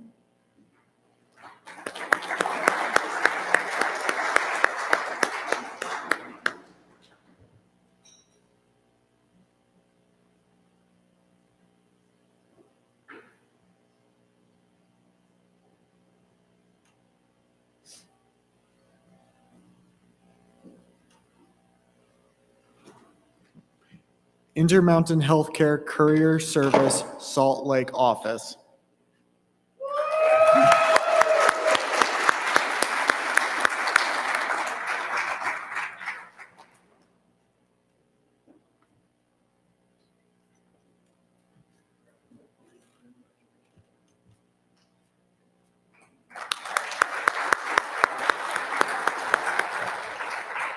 North American Industrial Services.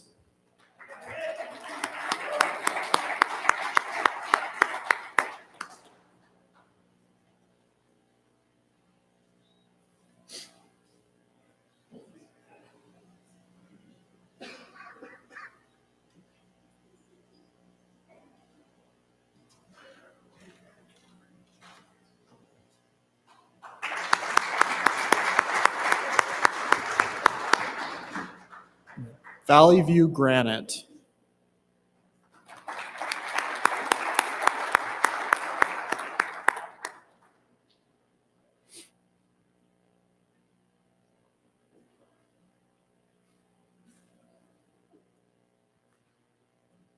Congratulations to all the winners of the Occupational Seatbelt Award.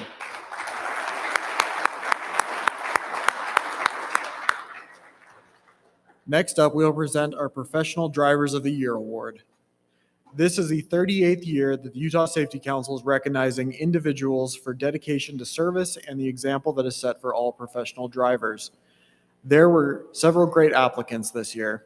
This year, we have 2 winners of the Professional Driver of the Year Award, each one in a different category. Those categories are the Metro Transportation and the Long Haul category. To begin, I am happy to announce our winner for the Metro category is Polo Lagania. Polo.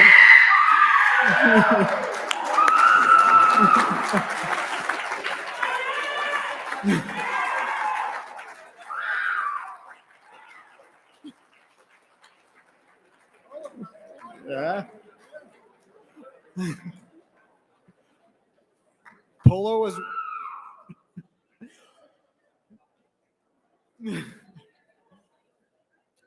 Polo was recognized by his operations manager, Richard Jensen, over at Ace Intermountain Recycling Center, who nominated him for this award. Polo has been driving for over 18 years with a combined 2 million safe driving miles. Polo set himself apart by holding himself to a higher standard than most. Not only is he a great leader, he also involves himself in teaching others around him to ensure safety is a priority in the workplace. By handing down his knowledge with his vast experience, he truly does make his workplace better for everyone involved. Polo is very dedicated to his job, working anywhere from 12 to 14 hours Monday through Friday.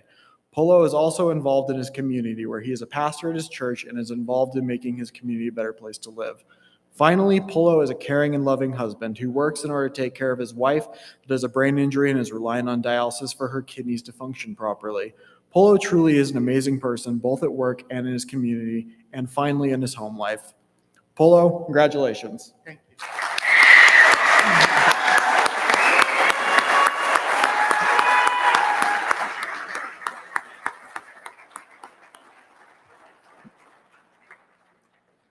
Next up, we have the long haul category.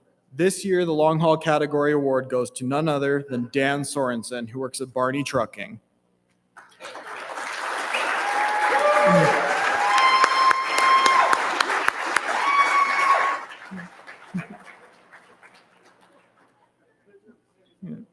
Dan was nominated this year by his safety manager over at Barney Trucking, Craig Payne. Dan has currently been in the long haul business for over 20 years with over 2 million miles under his belt.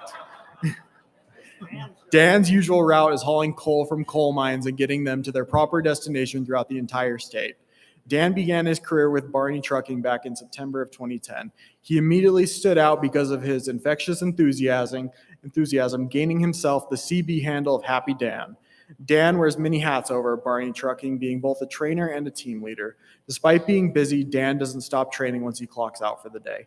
Dan is also involved in the Truck Smart program, where he attends driver education courses and demonstrates to students what a professional truck driver sees when they're behind the wheel by inviting them in the cab of the truck. Education that I believe everyone could certainly benefit from. Dan also volunteers his time on the fire department, where he drives the ambulance, as well as a librarian in his local church. Dan also enjoys crafting baseball bats for his coworkers, where they use them in order to check the tires on their tractor trailers. Finally, Dan is a loving husband to his loving father to his 2 daughters, and a dedicated husband to his wife, Amy. Dan, congratulations.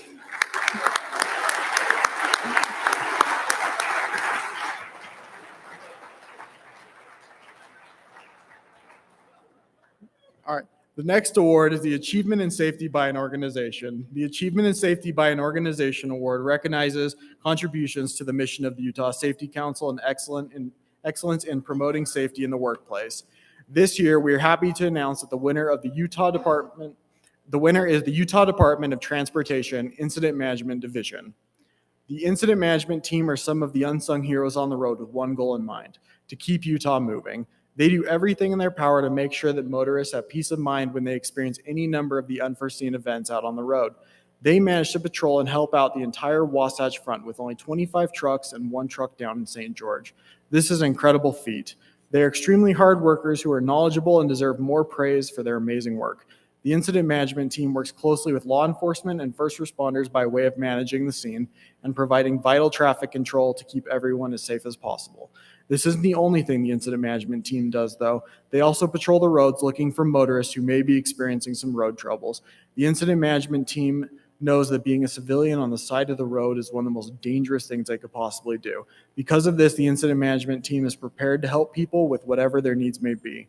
They use their knowledge and skills in order to help change tires, refuel vehicles, assist in towing broken down vehicles off the freeway, and can even do minor vehicle repairs. Truly, they do more than people realize in order to promote safety on the roads, not only for law enforcement, first responders, but also the population at large.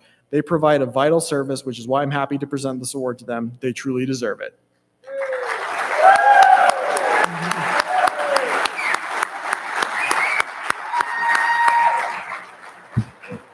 Yeah, you guys, we want a big picture of the whole team up on the stage. Don't go anywhere, Greg. Stay up here. Come on up, come on up. Give him a hand.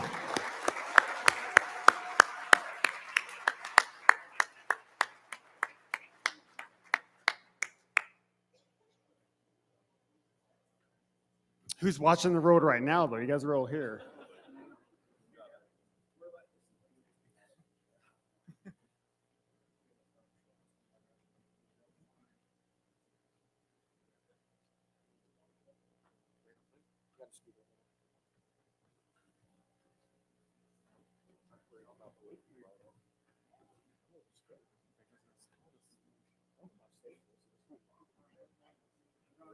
Can you see us?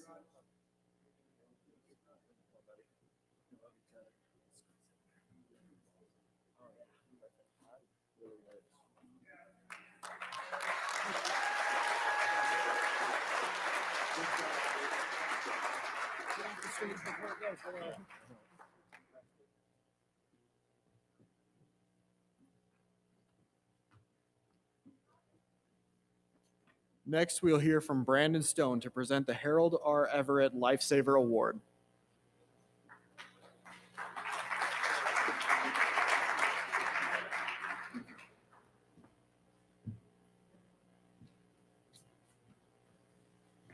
So I'm up here to present the Harold R. Everett Lifesaver Award. It's named after him in recognition of his contributions to the Utah Safety Council, as well as the impact he had on the community through his service with various organizations. So what is a lifesaver? A lifesaver is a person who steps forward when someone needs help, overcomes fear, and acts when others might hesitate, is willing to put the well-being of a stranger before their own. We have 2 winners of this award this year, so that's neat. The first is Jay Keller.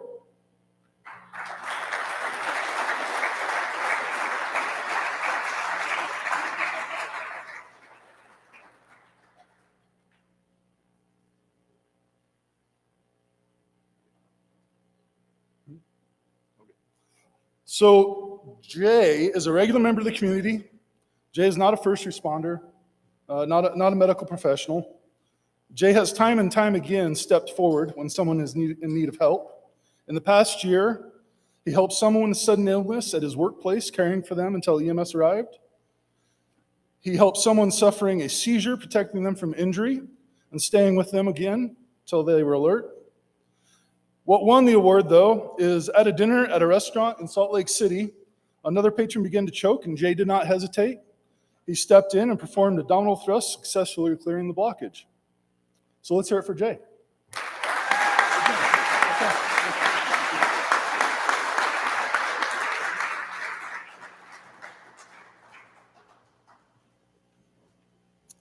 Next up, I'd like to introduce Dania Tom Totham.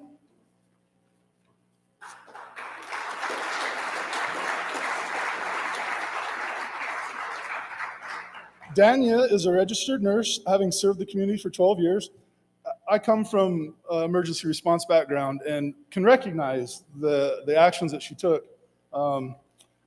She was at a community softball game, heard someone yell out, "Someone call 911." She did not hesitate. She began caring for a man suffering cardiac arrest. She provided high-quality CPR until relieved by EMS. I saw a couple of quotes that I want to tell you because I liked them a lot. People really just need to learn how to do CPR. Just do it, and you can save a life. I did. I liked it. One more. Sorry. The other one I liked, completely different situation out there in real life. And that's something I can relate to. I've had a couple instances being out in the community and having to put my skills into practice, and it's different. It's scary. You don't have the support. You don't have the tools, the equipment. So it's a big deal, and you're deserving of recognition. Congratulations.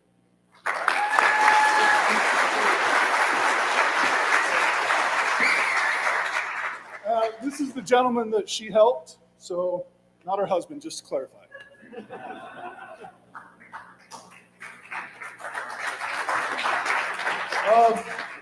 The actions of our two lifesavers are truly amazing and set a great example for all of us to learn the skills that could save a life and then have the courage to act, to step forward. And now we will hear from Hannah, who will be introducing our Award of Merit winner.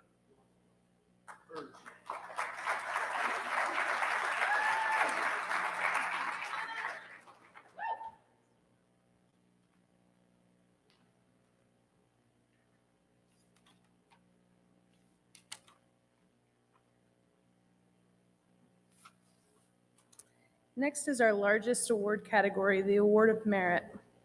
The Award of Merit recognizes quality in occupational safety and health programs as measured by an outstanding safety performance.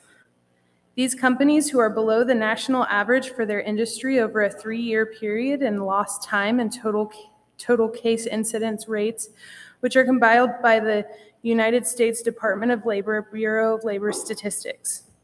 We have made some changes to the agenda this year and would like to ask all Award of Merit winners to remain in your seats as your name is read. Please stay seated as your name is called. You will pick up your award at the conclusion of the ceremony and take a photo behind us on the patio. The following companies are being recognized with the Award of Merit: AEEC LC, American Water, Ames Construction, Asahi Refining USA, Inc., Bar Engineering Co., Salt Lake City office, Bodell Construction, Brigham Young University, Cache Valley Electric Company, Intermountain Healthcare, Cedar City Hospital, Central Valley Water Reclamation Facility, Comfort Systems USA Intermountain, Daw Construction Group, LLC, E-Corp, Enax USA, Intermountain Healthcare, Fillmore Community Hospital, Granite Construction, Great Basin Industrial, Harder Mechanical Contractors,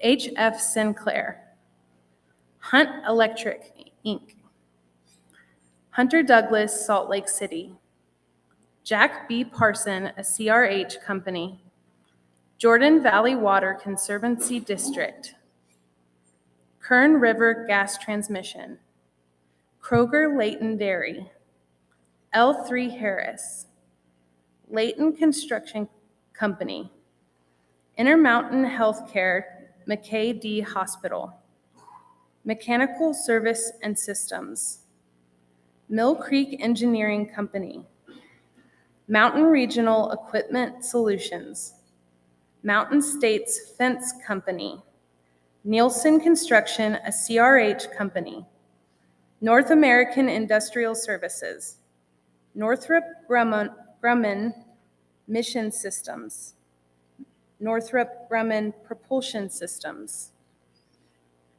Nucor Harris Rebar, Salt Lake Inc., OC Tanner, Intermountain Healthcare, Park City Hospital, Parker Hannafin Commercial Flight Controls Division, Ogden, RO Construction, Ralph L. Wadsworth Construction, Reynolds Excavation, a CRH company, Rocky Mountain Specialty Contracting, RMSC, Savage Services, Bingham and Garfield, Savage Services Coal Service, Savage Services Roosevelt, Savage Services Service Support Center, Savage Services Starpoint, Sentinel Integrity Solutions, Skyline Electric Company, Smithfield Hog Production, Milford, Utah, Intermountain Healthcare, St. George Regional Hospital, Staker Parson Materials and Construction, a CRH company, Teva Pharmaceuticals, Salt Lake City operation, Thermo Fisher Scientific, Treehouse Foods, Ogden, Utah plant, Intermountain Healthcare, Utah Valley Hospital, Vesta Industrial Contractors, Wasatch Electric, West Tech Engineering LLC, Western Rock Products, a CRH company, Whitaker Construction Co., Inc., W.W. Clyde & Co., Unique. Congratulations to this year's Award of Merit winners.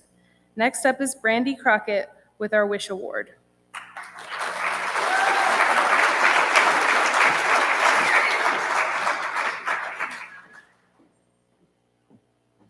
Okay, we're rounding the end of this award ceremony, and I'm super excited for these next few awards. So our next award is the Women in Safety and Health, or the WISH Award.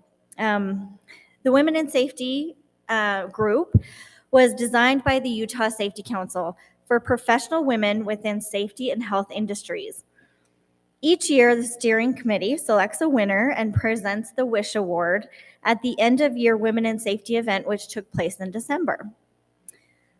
And they're also honored today at this meeting. And so that's what we would like to do. This last year, we had 5 deserving nominations, and each of those candidates were very well qualified. I'm pleased to share with you all that Michelle McDermott from Wheeler Machinery Campbell Companies was our 2021 WISH Award winner.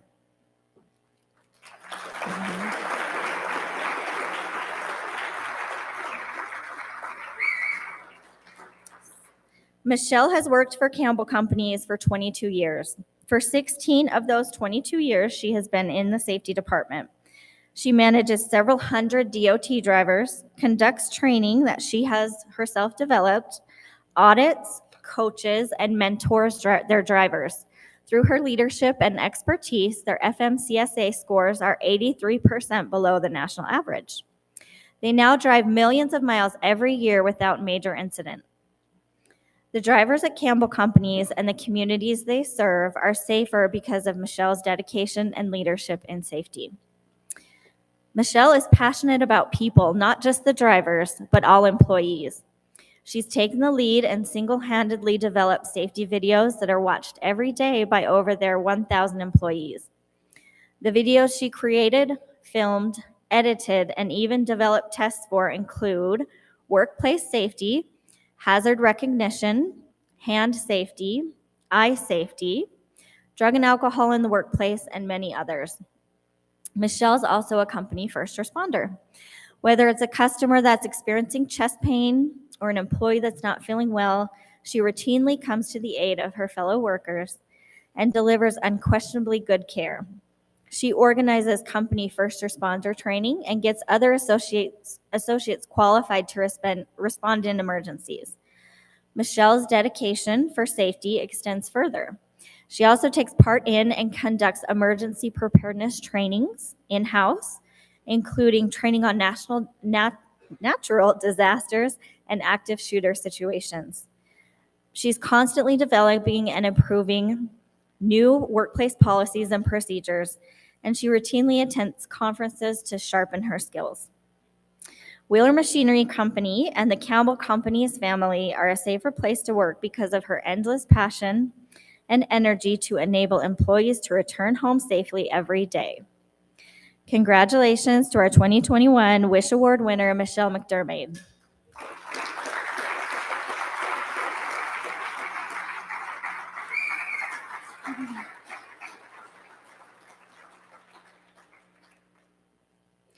Who is waiting to go on a family vacation for this. So we appreciate that. Yeah.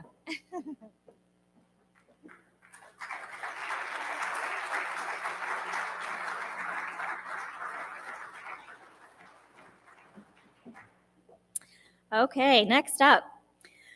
The next award that we're going to talk about is one of my personal favorites, the Robert F. Parente Individual Achievement and Safety Award. This award is given each year to recognize dedication and personal motivation for safety in the workplace. The award is named after Robert Parente, who spent 28 years as the president here at the Utah Safety Council. I'll always have a special place for Bob in my heart because he's the one that agreed to hire me all those years ago. He took a chance on a girl that didn't know much about safety. I was unsure of myself, but he gave me an opportunity that's changed and influenced my life. And I'm sure he's done, if you knew Bob and anyone sitting here in this room knew him, that's just how he was. So under his leadership, training programs were developed, membership grew and expanded, and the Utah Safety Council became a leader in safety training. So I'm excited to announce the 2022 recipient of the Individual Achievement and Safety Award goes to Sarah Rush Mabry, Safety and Health Manager at Park City Municipal Corporation. Yes.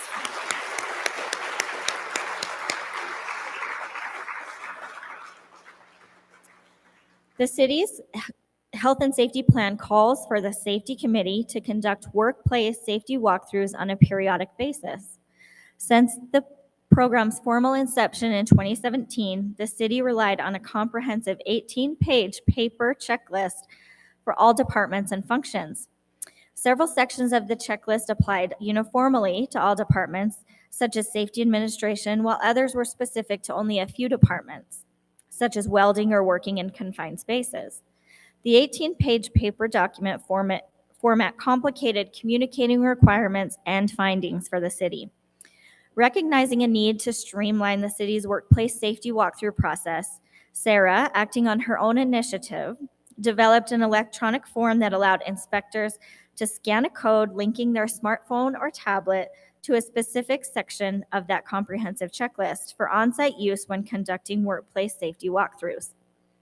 The electronic format also allows for departmental review in preparation for a walkthrough, as well as automatic routing to applicable parties and archiving. Participating parties can view the checklist status items near real time now as the city, as well as refer to the finalized documents. The citywide safety committee was involved in field testing the electronic solution in May of 2022. Sarah took full initiative to conceptualize, develop, and independently test the solution prior to field testing. The new electronic capability that she developed has made safety walkthroughs in city departments more efficient in terms of time spent preparing, conducting, communicating results, and documenting safety walkthroughs. Sarah was not able to join us this afternoon. She is tuning in remotely, so hi, Sarah. We miss you. To accept the award on her behalf, we do have Cindy Stockley, Office Manager from Park City Municipal Corporation.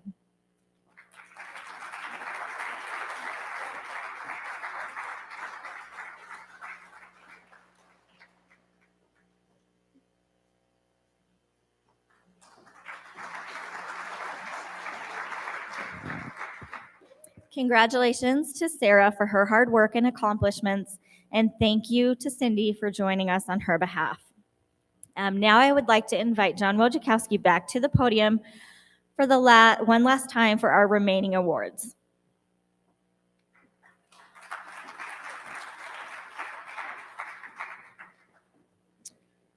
Well, exciting thing this year is that we are going to award the inaugural, the first ever Lifetime Achievement Award. Yeah, woo! We put out the call for nominations. The criteria was this: the Lifetime Achievement Award honors individuals with a minimum of 10 years of documented accomplishments in a safety-related field who have had a significant impact on various individuals and organizations. Any individual with more than 10 years of service will be given additional consideration during the selection process. We received 5 nominations, 5 candidates who were all very deserving, but the board of directors unanimously selected Bradley Patterson as the first ever Utah Safety Council Lifetime Achievement Award recipient.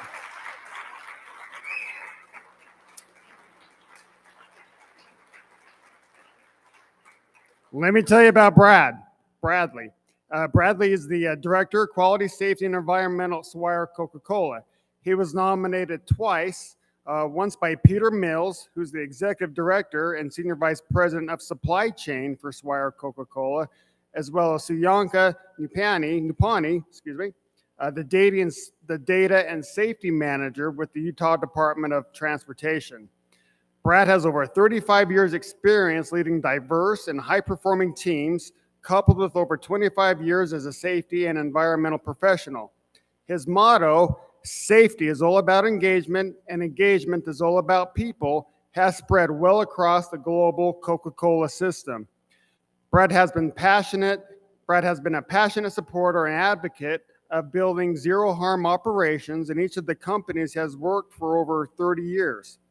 Over the past 3 years, Brad has introduced leading-edge in-cab telematics systems in all Swire Coca-Cola USA commercial vehicles. These systems not only help ensure compliance to regulation, but they also contribute to safer driver practices and serve to protect through record keeping in the case of an accident. In 2021, Brad led the introduction of the 14 life-saving rules to engage teams on safe behavior and high-risk activities. Brad has developed a robust safety management system for Swire Coca-Cola that includes a learning management system to ensure all employees have access to relevant training materials. Recently, Brad led the development of an integrated communication program focused on the message, "Zero is possible." So for counting, that's 2 models Brad has come up with so far. During his tenure with the Home Depot Canada, Brad developed and published an easy-use guide for the workplace hazardous and material information systems, getting regulatory approval from the Workplace Safety and Assurance Board in Canada. Understanding that injuries from manual material handling is the primary form of accidents and injuries, Brad introduced the Pristine Condition Program. Pay attention as this is a rehearsal. The program is push, not pull, dip and drive, turn, not twist, and use your big engines. So let's do it together, all right? I'll go slow. Push, not pull, dip and drive, turn, not twist, and use your big engines. I'll wrap it up with a few sentences from Suyanka in her nomination report. From an employee's perspective, Brad has always been a great boss. He taught me everything and inspired me in many ways. Brad got me involved in the Utah ASSP chapter and Women in Safety Excellence and the Utah Safety Council Women in Safety. Because of his mentorship, I was able to get involved, network, and establish the Utah chapter for Women in Safety Excellence, which is a first for our state. He was always pushing me to thrive better. Please welcome to the stage our inaugural recipient of the Lifetime Achievement Award, Bradley Patterson.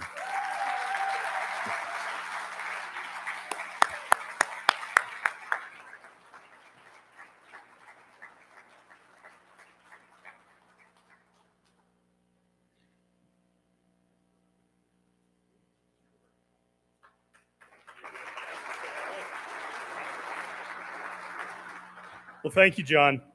I'm taking a kind of a note from Sean here and I'm using notes though this time because if I use the little piece of yellow paper, it'd be dissolved because of my sweaty palms right now. To say I'm humbled is an understatement. Kind of a funny story. When I found out I was being nominated for this award, I was like, wow, that to me is just a huge honor in itself. And then I got a note from Brandy, said, hey, we want to have an interview with you. And I thought, okay, this is where things go completely off the rails, so we'll see what happens. So it was a typical online Teams meeting. I was working at my home office. The screen pops up, and John and Brandy are sitting in the conference room. They got these huge grins. And I said, okay, well, I'm ready. And then they said, well, you won. I went, oh, that's it? No interviews. Wow, this is fantastic. Anyway, I have a lot of people to thank. First and foremost, though, for this amazing award, I want to thank the Utah Safety Council, my friends, obviously John, Brandy, a lot of new folks. Congratulations on your new roles. I also want to thank the Board of Directors. Again, greatly appreciated. Also as important, though, and this is something, and I'll get a little bit, hopefully not too maudlin, but maybe a little bit teary. I want to thank my wife, Jane Patterson, who's here. I made the decision, as John alluded to in the introduction, within my 4-decade career, safety wasn't first and foremost. I was actually in the building materials business for a decade prior to making this change to safety. And when I did that, of course, it took a lot of support and encouragement. And Jane was tremendous about that. And of course, for me, once I got into safety, it was, I have to learn more, go back to school, all these other things. And it was great to have that level of support. I also want to thank the two folks that nominated me. Siyanka Niapani, who is now with the State Department of Transportation. For a number of years, Siyanka was my analyst, as well as my learning management system coordinator, and just did a tremendous job. My other nominee, which was a very big surprise, was from a person who I typically call him boss, but I've actually been friends with for quite a long time, and that's Peter Mills. Peter and I have been in the Coca-Cola system. He has a few more years in the Coke system than I do, but I've known Peter for quite a long time. In fact, he been a mentor of mine, and actually, I think he marked a course that I did through Georgia Tech. But besides that, Peter's a great guy, and also is here actually he's on loan to us from our corporate offices in Hong Kong, where he actually serves as the executive director of supply chain and is here in his capacity as the senior vice president of supply chain. So thank you for that to both of you. So John said to me, he said, do you mind giving us a speech? And I said, okay, I'll try to keep it short. Like Sean said, I think I've got an hour, so we should be fine. If anybody has to use the restroom, down there on the right. But the one big thing is, people will say, well, what's an important thing from your career that you would pass on to others, whether you're new in career, you're midway, you're like me, kind of in the twilight of my career. The one thing is never stop learning. Take the opportunity, any opportunity that you get to learn something new, whether it's to help foster your career, whether it's to help foster your role as a leader or as a specialist in this field, never stop, okay? The one thing I've found is step out of your comfort zone. That's a hard one sometimes for us, especially when you've been in safety for as long as I have, and I know others in this room as well, is step out of your comfort zone. And I'll give you a perfect example of this. A couple of years ago, I was tasked with taking on the role of leading quality within our organization. And I kind of went, all right, cool. I've been an environmental health and safety professional for almost 26 years.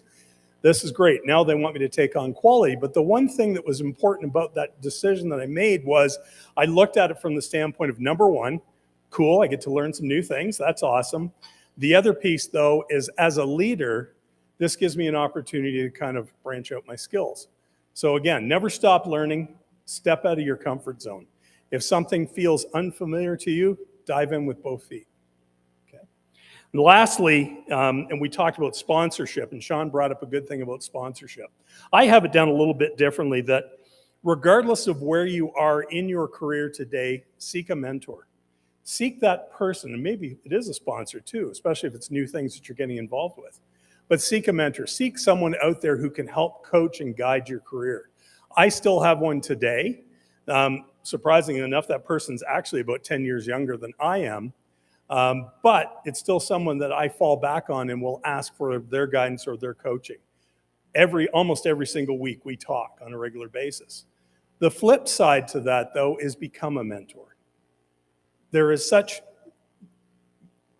I don't know how best to put it, but having served as a mentor for a number of people, it's just a tremendous feeling that you have, especially when you see that person aspire into greater roles, or roles of greater responsibility, if you will.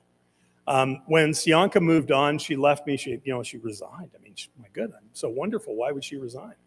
But one of the things that Sianka will be the first to tell you, every time we had any kind of a one-on-one, or any time that we had an annual review, for example, I always said, look at what's available within the organization, but don't be shy about looking what's outside of the organization.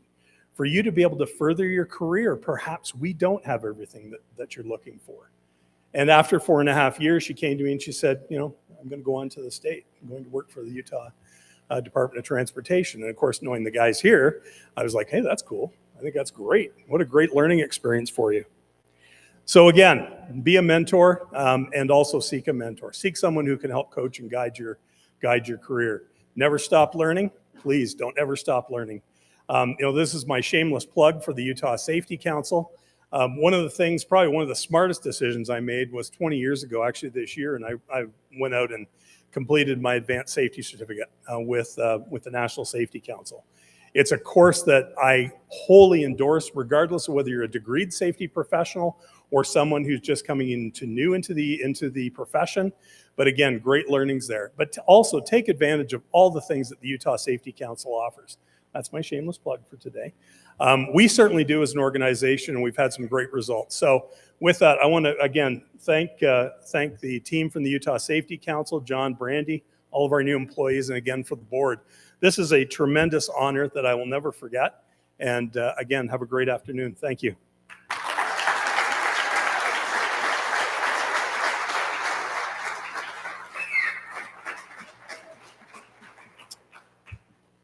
Brad was not paid for that endorsement, but we'll take it.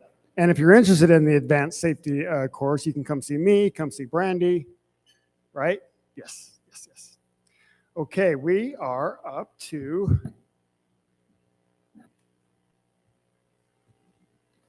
the Award of Honor.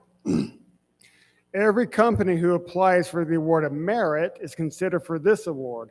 The Award of Honor is the highest recognition for a company's commitment to workplace safety. The 2022 recipient of the Award of Honor is Delta Fire Systems.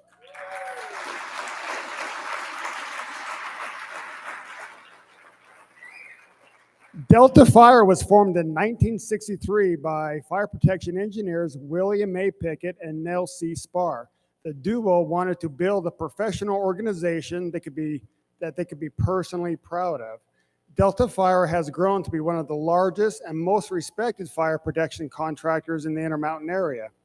Headquartered in Salt Lake City, Delta Fire has a total of 8 office locations to serve a huge part of the Intermountain area, including the Salt Lake Valley, Southern Idaho, Reno, Northwest Nevada, and all of Southern Idaho.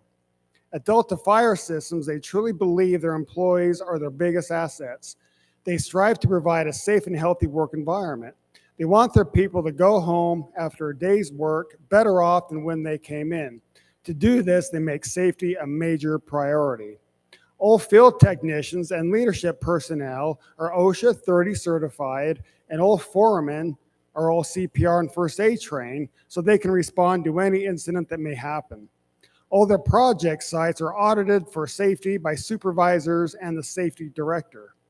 They have an amazing safety record with an experience modification rate of 0.59, with their industry average being 1.0.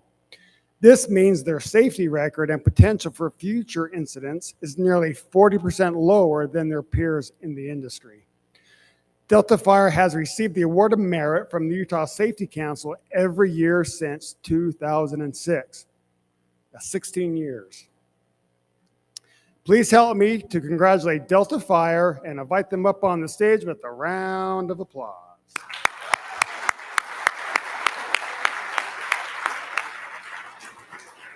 Yeah, all of you, come on up, come on up.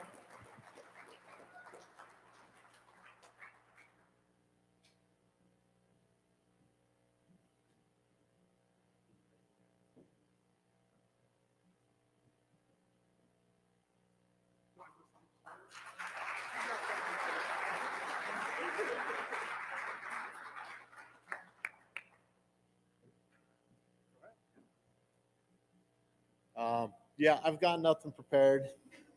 I've worked for the company for 30 years now. We've been through many safety directors. I'm proud to work for Delta Fire. They do really value safety, and we really want everybody to go home every night the same way they showed up to work. So thank you.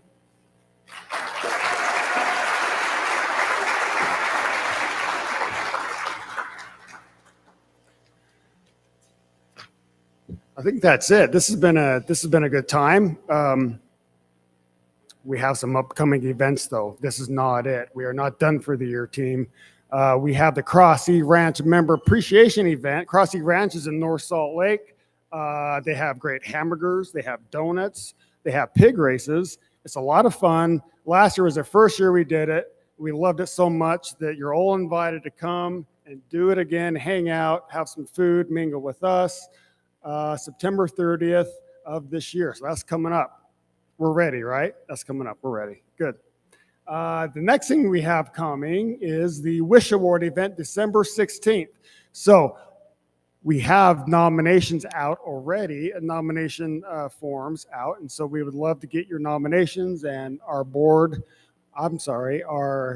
Wish committee will select the winner, and we will pay tribute to the winner on December 16th of this year, I think here on campus somewhere. So, and then the 2023 Utah Safety Conference and Expo will be live and in person.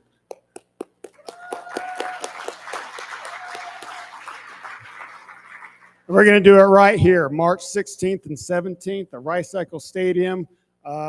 We have the whole stadium. We're going to do the whole thing here. It's going to be exciting. It's going to be fun. There'll be relay races, football stuff out in the field, and we'll talk safety as well. I think Doug Handy volunteered to lead the crew in ladders up and down, up and down, up and down. I'm serious. Okay.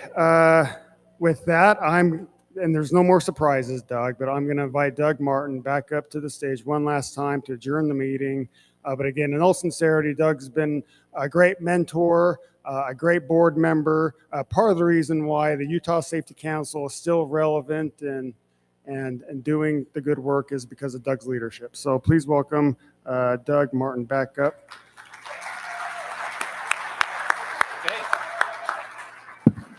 There is nothing left to be said.